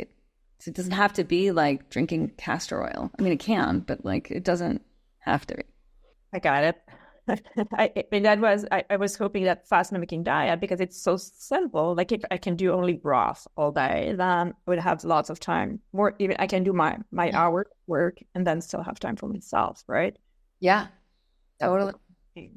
Yeah. And you can do the same if you wanted to with khichdi, where you just make it in the morning. You have it. It's super heavy with khichdi. Like it's like a stone in my stomach. So. Okay. Well, there you go. There you go. I think the broths are a good idea. I liked Carolyn's 4 words, like finding those words, like having bone broth might be good for you. That might be more grounding. And then maybe worrying less about the number of calories. You know what I mean? So it's less about deprivation for you. And it's like just enough to bring you into the process of digesting the trauma. And can I do oleation before, but just do 3 days? Yeah. And then castor oil on the night of the third day? Is that correct? Yeah, you can do that. Is castor oil super hard? I've never done that either. Is that very... It depends.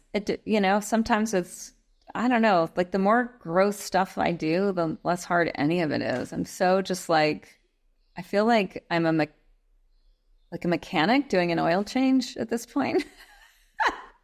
It's like, all right. So when we haven't done things like snorting urine, or we haven't done things like drinking olive oil or castor oil or whatever, it's really weird at first. And it's even weird, I think, for a lot of people that shift into inverting your agni, like instead of digesting all this food, to digest the patterns within, like that can be very uncomfortable, right? Until you have it as a habit.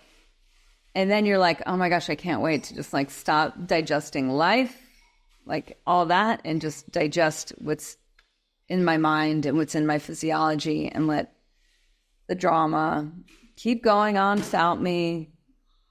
And I'm just going to go in. But a lot of us will have walls of resistance that will block us from being able to do that, especially in the beginning. That's fine, because we do this all the time in here. Like in Club Thrive, we do this. I mean, we literally do this 4 times a year, right? Because you're able to then get really good at it. And then you'll notice like, oh, there's just these invitations right into depth where it's not hard at all. It's actually like, you may have some resistance still in the mind. Like, I don't feel like doing this. But then all of a sudden you're just like in, and it's day 1. And you're like, oh my gosh, I'm so glad I'm in. And it feels like, to me, like getting in, almost like getting into a fortress, right? Where there can be a lot of resistance, and there can be a lot of walls to just getting into the place where you can release the trauma, and getting into the place where you can release the ama, the toxins, the pattern, for some of us, the weight, right? Like the pattern that's holding the extra weight, whatever it is. Even cellulite is so interesting I'm just going to riff here for a second. Cellulite's so fascinating how it's walled off from the function of the tissue, which is to lubricate the physiology. All levels of like dry eyes, dry ears, dry tongue, like all of that. For cellulite, it's like it gets walled off. The fat tissue gets walled off from being in circulation. So as you start to detox, it's like it gets unlocked. Those walls get broken down. So we see it happen on like every level of tissue. Just one more question about urine therapy. For those of us who are not familiar with that, urine can I do this tomorrow morning, even if I haven't detoxed in 10 years, and just snort, pee, and it's fine. I'm not going to. Yeah. What my guess will happen for you, because I know you from forever ago, is it'll be a fast, easy medicine for you, and you'll feel more grounded. So get Uninflamed. It's the links in the chat. Get it on Amazon. Just read the whole P section. I've seen a lot in 20 years of practicing Ayurvedic medicine, of spending quite a bit of time in coaching members, quite a bit of time in India, quite a bit of time with yogis of all sorts. And what I've seen from the members in Body Thrive and Club Thrive was that for people that have the hardest time just getting in sync with their own rhythm, what we call svastha, or self, like seated in the self, like really grounded, where there's just a lot of self-doubt. In the Yoga Sutras, like self-doubt is like one of the biggest toxins, right? It just will keep you from being in rhythm, from experiencing what we're talking about before, that you are all already perfect. You know, that it's like the work of Brené Brown, the work of, who's the blonde chick in the UK who's so great? You know, the you are enough psychologist, right? That's how you should naturally feel. And I don't think there's a more effective medicine for that than urine therapy, because you're literally purifying and nourishing through upcycling self, which is why if we just again go to like the history and the political power, it's like if you want to have power over someone, the easiest way to do that is to take their power away. And one of the easiest ways to do that is to take away the most effective medicines, right? To make people sick. That's why I'm worried about the teenagers right now, because they don't know they're overweight. Overweight is inflammation. Overweight means shorter health span, shorter lifespan. It means we're not passing the genetic code into the next generations. To me, it's somewhat petrifying. So there will, for those getting certified in detox, there will be a teenage guide to detox so that you can lead the teens. Yeah. All right. We're with you. Feel our presence, right? Like in call one, like just that we're here. Hi, Nicole. Thank you, everyone. I'm so pleased to be here. I just want some help with maybe a heavy metal detox. I recently redid my health history, and I think that's what's next for me. Okay. I mean, there's, chelation, and to me, it's like chelation, cilantro, using a lot of cilantro, organic cilantro. I know you're like grow cilantro. Grow so easily. Cilantro. Okay. Yeah, I would really. Yeah, I was in a house fire at 4, and I don't know why I never thought about that, but it was in, middle of the 60s, so very likely there could have been lead paint. So have you had your hair tested? Is that like how you know? Have you had? Well, I don't know. I'm interested in knowing where to get the test and what test might be recommended. I don't know. Is anyone here? We're somewhat local, Nicole and I. If there's anyone in Driggs, let me see if Juliet's here. I think Morgan Barkdole in Driggs could do it. I'm trying to think where I've had it done. It may be Mexico. But yeah, getting a hair analysis for heavy metals. Okay. Yeah. I bet there's people in Idaho Falls these days. Idaho Falls getting pretty enlightened these days. Driggs is better. Driggs is. Maybe Dr. Jim. If Morgan can't, I'd go to Dr. Jim. And if they don't know, they'll send you somewhere. Okay. Yeah, and Jill probably knows. Yeah, Jill would know. Yeah. Okay. Yeah. Yeah, because sometimes, it's like if we have this idea, but it's not real, it can just be a huge like, I don't have to worry about that. Mm-hmm. So having testing can be super helpful for, I like the information. Data-driven health. It's the way of the future. Okay. Thank you. You bet. Sweet. All right. No more questions. Stacy has a question. Stacy has a question also, and then Juliet does too. Okay, perfect. Juliet. Hi. Okay, so this came up in one of the meetings. I think Brenda was running it, and I had a question in regard to an implant versus a basti. Are those basically the same thing? Oh, yeah. Good question. So in the detox tip sheets, the idea behind an implant, and we're talking about putting stuff to absorb via your anus into your colon. That's what we're talking about here. An implant is where we want to hold it. Like we want something to be in there for a while. So sometimes basti is used bastis can be both cleansing and building.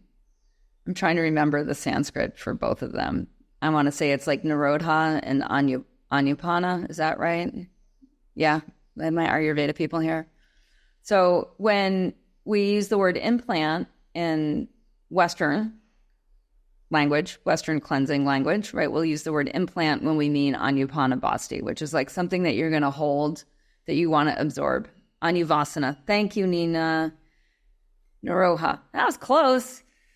Okay, so they're basically the same. Naroha means it's cleansing, which means it's just going to go in and it's going to pull stuff out, right? Now, what's interesting, if we go to, just while I'm on the urine topic, if you use fresh urine, some people will find that it just get absorbed. And you can do those until your body releases.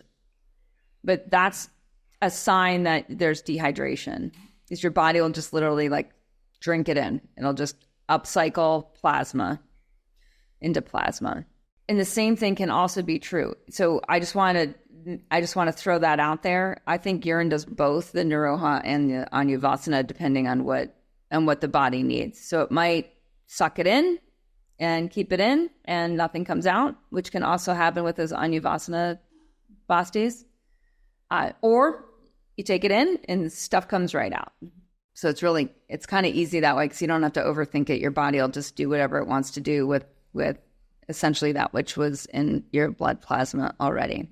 The benefits of like doing the sesame oil type implants, do it before bed and see if it stays in overnight easily. Like, you never want to like force your body to hold a basti.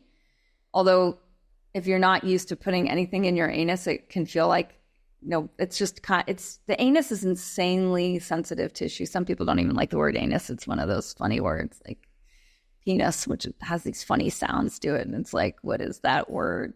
But in studying the anus, it's really interesting, because like the anus is some of the most sensitive tissue of your body. And if you think about this, it's kind of wild. It can release gas, right? And hold in liquid and solid. That's insane. Like the degree of which it can control how things are moving is amazing. It's incredibly sensitive to temperature. Incredibly. Like more so than the inside of your mouth. Sensitive to temperature. So you want to nail it on your bastis. If they're cold, it's going to aggravate vata. It's going to cause contraction and cramping. If it's too hot, it'll burn. So you got to stir it with your finger, whatever you're going to put in your anus. Of course, your pee is already the perfect temperature because it's just in your body. So there's that. Medicated, doing oil. Medicated oil basti a couple times a week, it absorbs totally, is what Lana's saying. And, anyone that's like trying to prevent arthritis in the hips, that can be really, really wonderful. And in Ayurvedic medicine, there's different types of oils. I'll type one of them in, like Dashmula is a very popular. Dashmula means 10 roots. Mula is root. And that can be a really nourishing oil for people that are high vata. Like that might be good for Mahit, who's just talking before. Yeah. All right. Other non-urine Naroha type bastis. This is like chlorophyll, liquid green chlorophyll. You can do baking soda and water. You can do salt water. All of those things can just basically start to pull stuff down and out. Good enough? Yes. Thank you. Yeah, you bet. All right. Yeah, and thanks to Juliet and Brenda. You guys have been awesome on the forum. I really appreciate it. All right, Stacy, are we? Yep. Hi. Hi. How are you guys? So my question is, this is new for me. I broke my leg last year and then I broke my knee. So I was not walking for about 5 months at all. And so obviously I gained weight.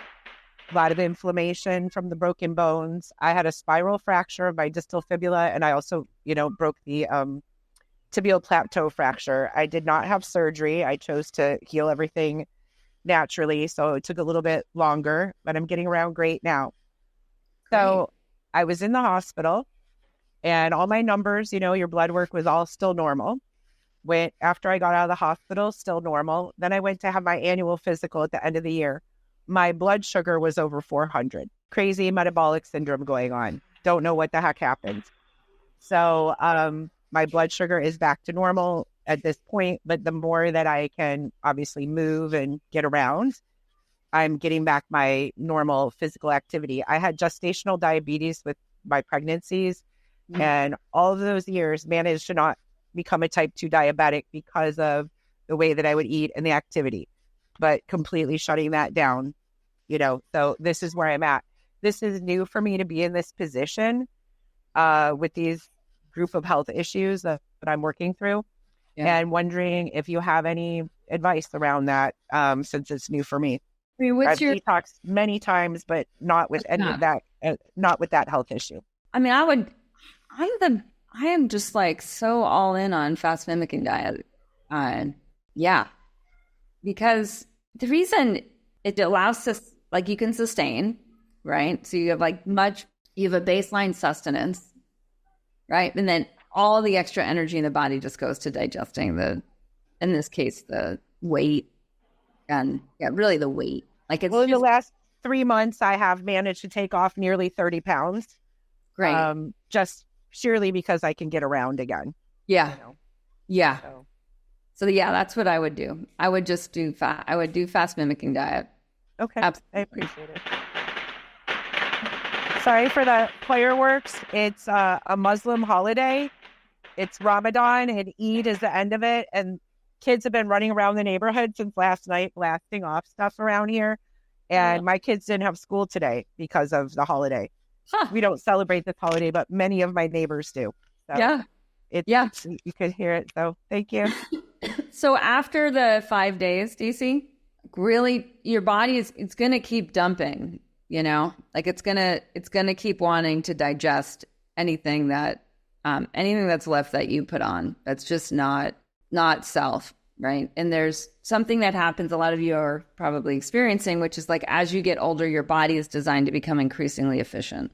You're supposed to get smarter as you get older. You're supposed to get smarter with each detox. You're supposed to get smarter with each season. Like that's how everything is designed for you to become increasingly intelligent and increasingly subtle. So in Ayurvedic medicine, like we're born in the most dense phase and we die in the most subtle phase. So there's an up-leveling of the bar, right? Higher orders of dimension that happen. And so what happens often in modern culture is our psychology gets linked into youth. Like we have this idea that like youth is better, but youth is more dense. And so who you were before the accident, before the breaking, before the sedentary time, right? Letting that go completely. And then just like, who am I now? And allowing that to emerge as slowly as possible. So you stay in that slower, deeper burn as much as you can until it's all burnt off, until it's like the butterfly emerges out of the cocoon. And we're here. Like, that's why you guys, it's like we go in deep and then we stick around, right? Because there's a process where we don't want to just like rush back in. There's a lot there. That was a long time. So I hope that hit home. Yes. And I do want to comment too, because I had not previously done urine therapy. And I did do that, and I was soaking my broken leg in the urine. And again, I think I blew some people's minds, but I've been doing that for many years. I declined surgery all the time and come out the other end. Amazing. I know, Lana, you did that when you broke your wrist. Yeah. So this is a pack where you just take, the older the urine, the more effective, but you can start with fresh and you just pack it right on the bone, and then you can do like a wool plastic bag and you sleep with it on. So anyone who needs like a very deep joint healing, it's good information. It also works with wounds, not just bones, but also wound healing, scar tissue, lots of things. Sometimes it's hard to get it on a certain body part, but yeah, good for you. I'm so glad to hear it. Congratulations. Yeah. Thank you. Yep. Yeah. Glad to be out and about this spring. Feels good. So good. Hi. Hi, nice to be here. I'm new to this community, so it's nice to be here in community. I'm an Ayurvedic practitioner. And you're the one who got the Sanskrit right. Yeah, but you were so close. I was like, so I write this because she was like right there. I know you've got so much information up here. It's like, yeah. So I have a few just like real quick questions, I think quick. My first one is if drinking the lemon water and or cherry juice, because I'm doing the fast mimicking diet with the liver flush. And it's my first time actually doing both of these. I'm so used to like doing kitchery cleanses. And so it's really cool to be doing something different and juice fasting. But yeah, this is cool. I'm really loving it, by the way. I'm on day 2 of fast mimicking, and just like yesterday was total bliss body. Today, I feel like day 2 is always like a little bit harder for me on cleanses. Yeah. So, but it's still good. And very much enjoying it. So yeah, does drinking the lemon water in the morning and the cherry juice, are we going to consider that like the time of breaking our fast? Yeah, but it doesn't matter with fast mimicking diet. So it's less, the more we do, and some of you are experiencing this too. I wanted to talk about this more in Club Thrive, but the more you're in calorie restriction, like the timing doesn't matter quite as much, because you're in calorie restriction, you're getting autophagy.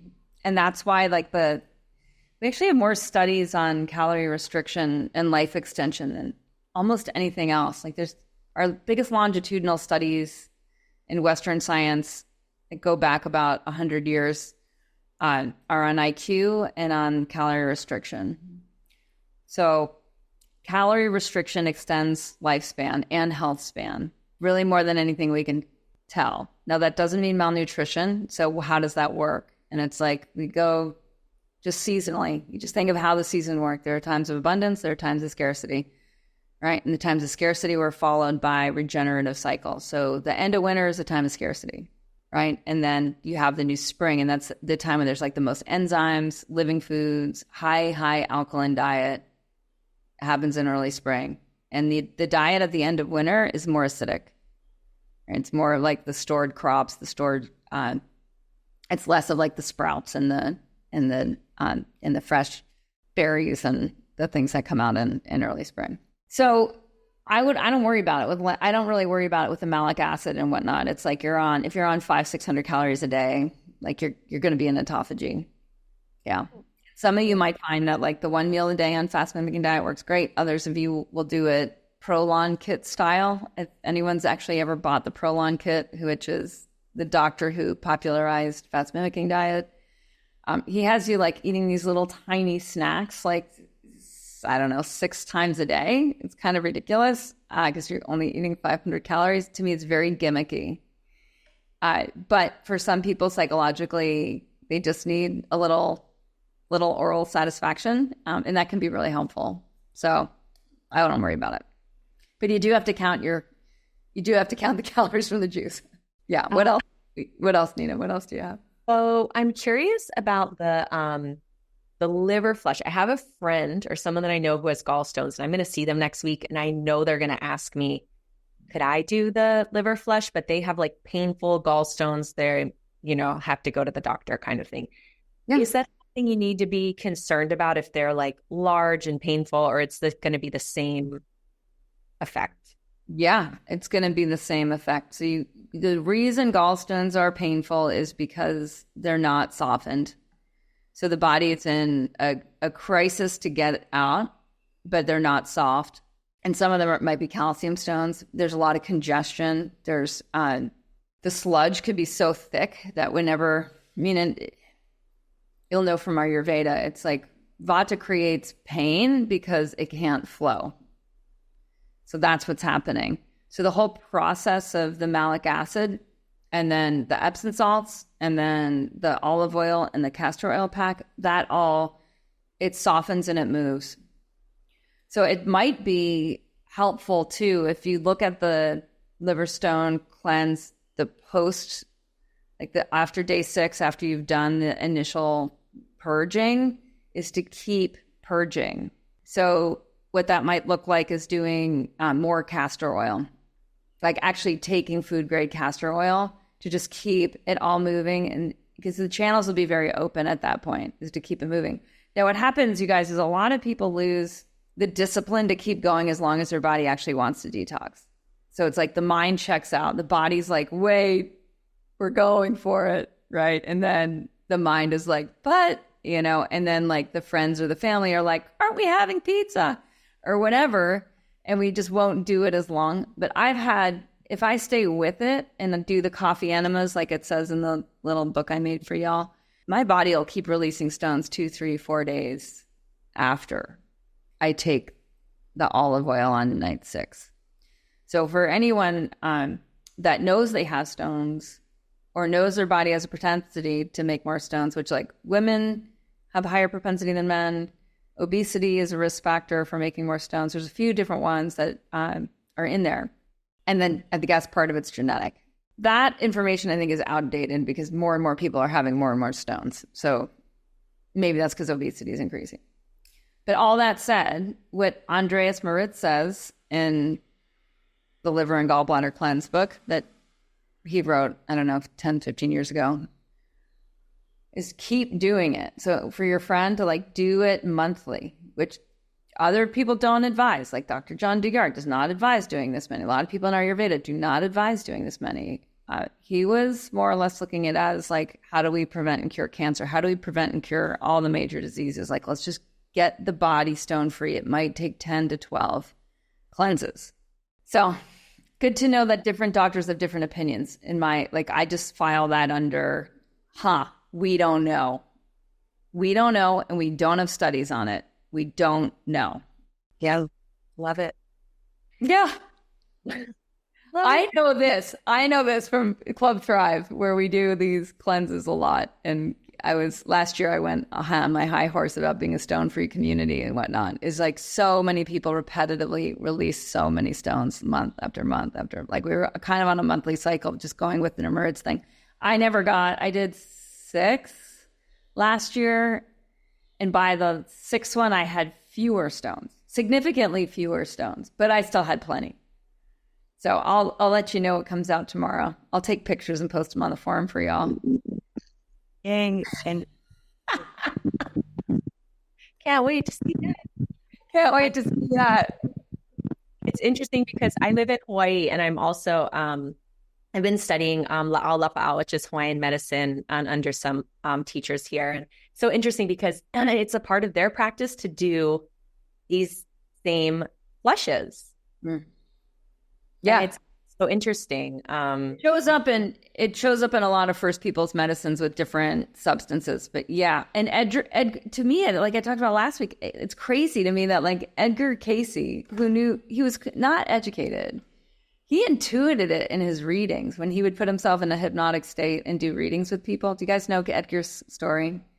Yeah, wild, right? He'd put himself in a hypnotic state. This is how he cured. He lost his voice and he was cured through this method. And then he learned the method and he put himself in a hypnotic state. His wife would take the notes and he would, it was like, we thought we were so cool when we started doing like medical type practices in Zoom or consultations or therapy practices, that he was doing some version of like telemedicine in the 1800s.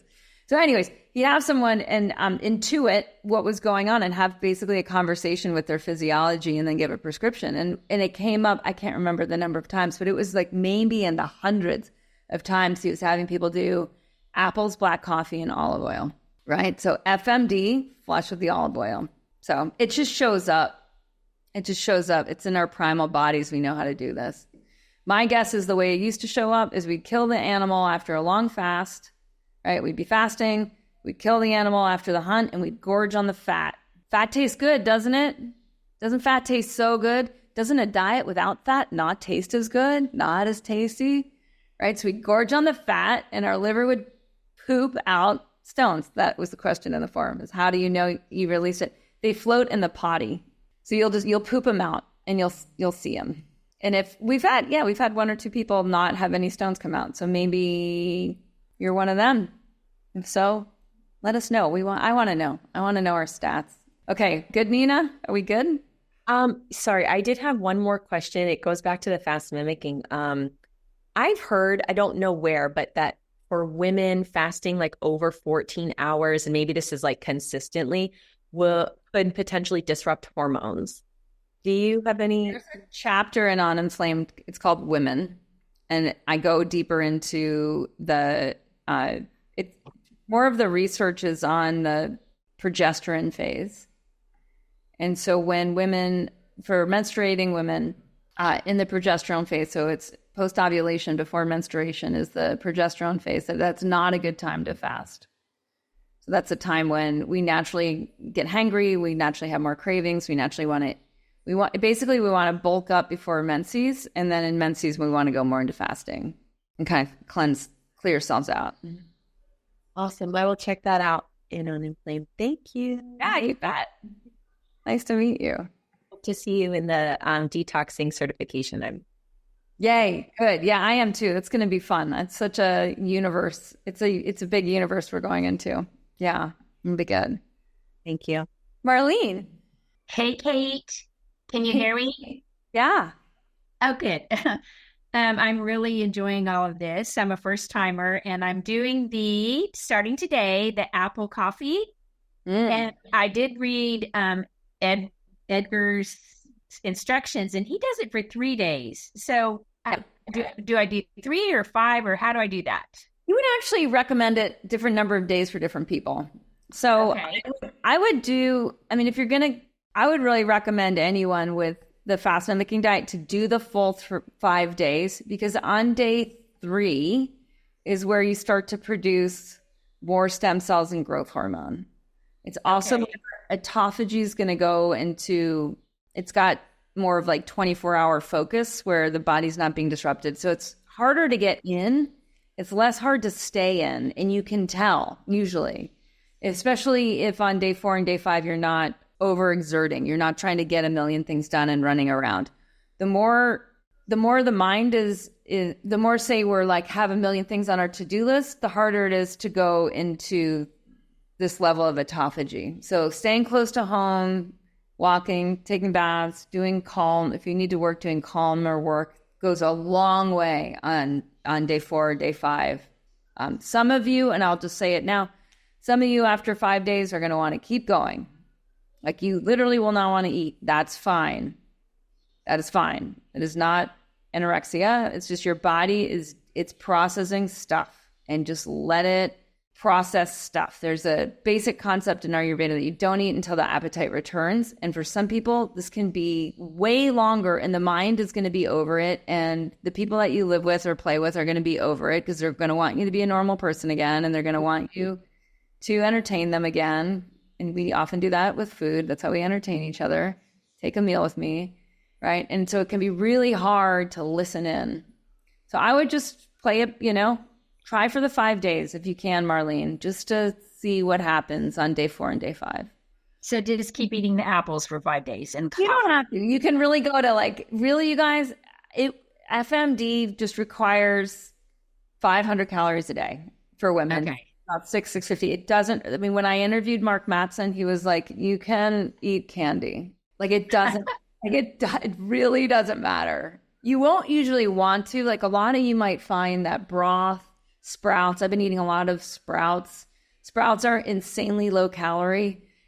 Celery, lettuce, these things, just greens in general are very, very low calorie, very, very high nutrient density. And that's what we will naturally tend towards as we're in that process of autophagy. Okay. Yeah. Got it. Yeah. Good question. Okay. Thanks.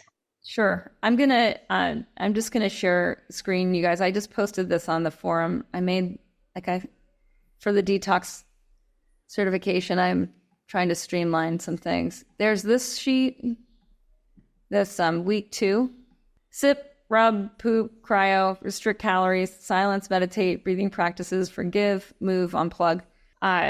There's a chapter in Uninflamed on forgive. Stuff might come up for you people, for us people, in the next week around in the subtle body where a pattern might need to release with forgiveness. I just want to point us to that's a chapter. Exhale is a breathing chapter in Uninflamed. Moving, like primal movement, crawling, any yoga, so important. But this is more or less my little pictorial manual of how to go deeper into the process. On poop, you can see I put my little syringe. It's really important to keep apana vayu going down. So what that means is it's really important to evacuate, even if it feels like there's nothing to evacuate. And that's where I again will prefer a fresh urine enema in the morning. Some might prefer baking soda enema, liquid chlorophyll enema, but something that just pulls the energy down and out. You're emotionally going to be way more balanced and way more tolerant. You'll become way more stress tolerant. If we don't release downward, energy goes up. We're now out of rhythm. everything I was talking about before about that existential stress. We're in an existential stress phase if we don't release Apanavayu in the morning. So by hook or by crook, do your morning pooping ritual. Okay. So that's, you guys, to me, that page is really, it's on the forum now, but that's really what it's all about in week 2 is it's so much more about the habits and the practices. All right. Last but not least, Mary Beth Woolsey. Thanks for hanging on again, girl. Sure. So a lot was answered, and then I had a call and I had to come back on, but this liver cleanse just changed my entire life. Wow. And thank God Brenda was on the forum too. You know, we were chiming in and we shared things, we shared pictures. I had a lot of loose stools today, and every single one of them were all full of floating stones and stuff, and some light, some green. But then I was going to go FMD tomorrow, and then she might have suggested maybe, wait a day, or just, I don't know what to do at this moment. But you did answer something that I want to do the 5 days. Should I do the castor oil? You did the olive oil last night? I did. Okay, got it. Yeah, I saw the flush. Yeah, I did the flush last night. Sorry. It's okay. And then this morning, things started to it was a solid poop to begin with, and I saw things floating, and then it was just loose all day. I had a little food. I felt I did like a watery basmati rice, just a little bit. Great. And a little bit of veggies, just because I haven't eaten since 10 o'clock yesterday. Yeah. So with going into FMD, I wanted to do, the green smoothies, the sprouts, and I know what you're talking about the applesauce. Thank you. So I was thinking of the 500 calories and doing that, but the castor oil or salt water flushing to keep going. You mentioned something about keep flushing. Let this keep going on and on. And then you said do an enema in the morning. So what would I do tonight? Yeah. I haven't eaten since 5 o'clock. It's 7 o'clock now. Bedtime is usually 9:45, 10 o'clock. So how can I go into FMD and keep flushing? Yeah. So just by doing it, I mean, FMD is easy. It's just 500 calories a day. It's like the easiest thing. It's like a not doing. Well, I meant the castor. I would do the coffee enema. Even though I've got the real loose stools. Yeah, the next few mornings, just to keep pulling stuff. Who cares? Your loose stool just means that there's pitta in the stool. You think? Yeah, right? So better out than in. Okay. And where is it dumping from? Right? You know that it's this is not superficial. Yeah, and I'm the one without the gallbladder. It was pretty much my entire youth.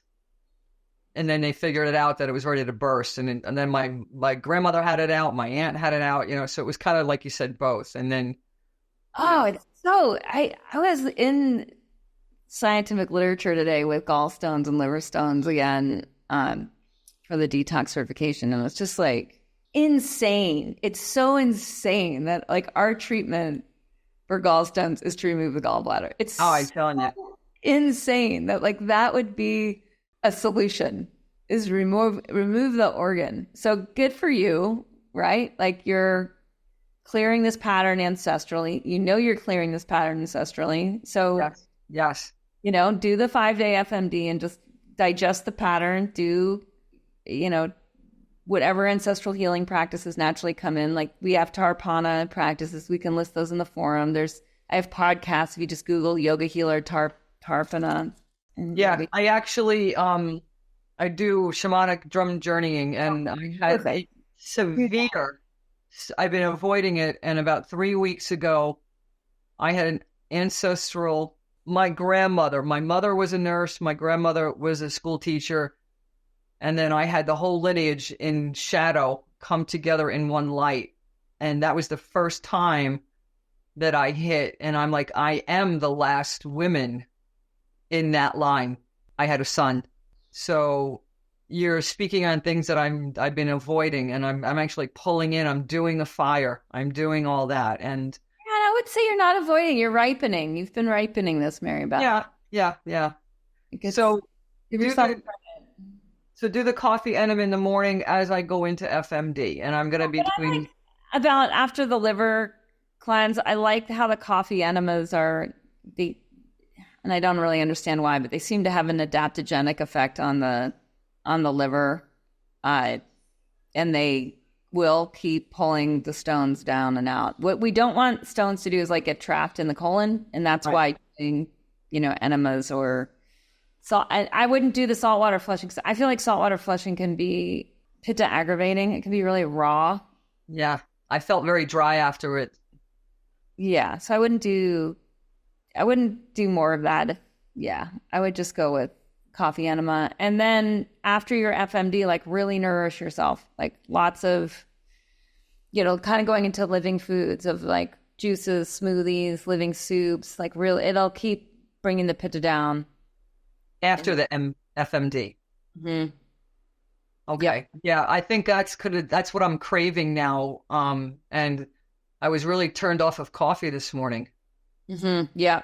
I think I had half a cup. I really just like, it was amazing. I don't drink a lot anyway, but yeah. And I had energy. I actually went and dealt with a client for an hour and came back, and that's when all the loose came, but I'm feeling so much lighter, and my vision is so much lighter. I'm going to celebrate this, and I feel great.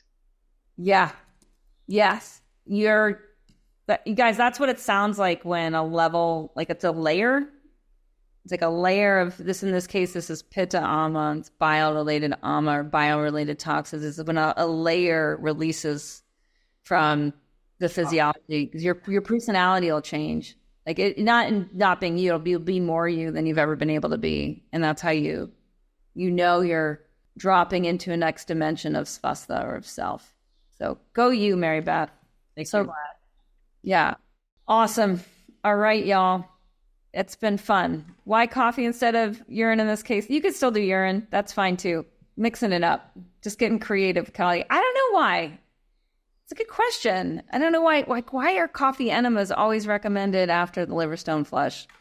It's got to do with the adaptogens that are in coffee. Coffee has so many different crazy things in it besides the caffeine. It's just packed with it's incredibly nutrient dense at the level of adaptogens. So my guess is there's something happening with molecules, with a million of the different molecules that seem to be in coffee. Deepak Chopra did it. If you want to Google it or YouTube it, is YouTube now a verb? Can you YouTube something instead of Google something? I'm sure you can YouTube. So YouTube Deepak Chopra liver coffee doctor interview. And he spends an hour answering this question about like, why is coffee so damn good for the liver? And it's surprising because Deepak has an Ayurveda background, and in Ayurvedic medicine, often coffee is taught as being liver aggravating. So they get a lot into liver enzymes in that interview. Yeah. And then you can tell us why on the forum. Tell us what you got out of that if you want. I am super curious to hear because I'm sure I'm missing some chunks of it. Theophylline opens the biliary ducts. There we go. Thank you, Don Watson. Gerson Therapy says that theophylline, what is theophylline? Is it an amino acid? Is it an adaptogen? What is theophylline? It says it's a medication, bronchodilators. I'm guessing it's a neurotransmitter. All right, we'll find out. To be continued on the next Yogi Detox call. Thanks, guys. Thanks for the marathon. That was fun. Fun to have Brent in the house. Hey, can I ask one quick question? Yeah, go ahead. I just want to know, are kidney stones considered something in this detox as well? Like, do we have a kidney stone detox? Well, what would happen if somebody goes through this and they have kidney stones, or they're very painful? We had one member release kidney stone with urine therapy. Like, eventually it just moved it out, and it was temporarily painful in the process. My guess is that due to the softening quality of castor oil, that like the malic acid in the castor oil is probably going to soften all kinds of things, right? Yeah. I'll look into it because I'm curious about that too. I know in Healing with Whole Foods, you may have that on your shelf. Paul Pitchford's old tomb, that massive book, he goes into some good kidney flushes, and then there's another really good book I think it's called the Seasonal Detox.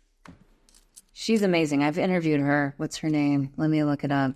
And there's, Carrie. She was a trip to interview. Like, you guys think I'm far out. I am so not far out compared to Carrie. Carrie's the real deal.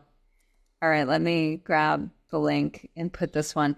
She's got some good kidney cleanses in here. And I think I'll have to see if I'm in Mexico. I'll have to see if I have the book in my shelf here, if it's in Wyoming. Okay. And if I do have it, I'll take some pictures of it. But she gets deep into organs. She and Paul Pitchford both get deep into organs. She's highly, highly intuitive. Just really a brilliant healer. And I think this was like her one and done. And then she more or less like wants to be completely off the grid because she's so freaked out about EMFs.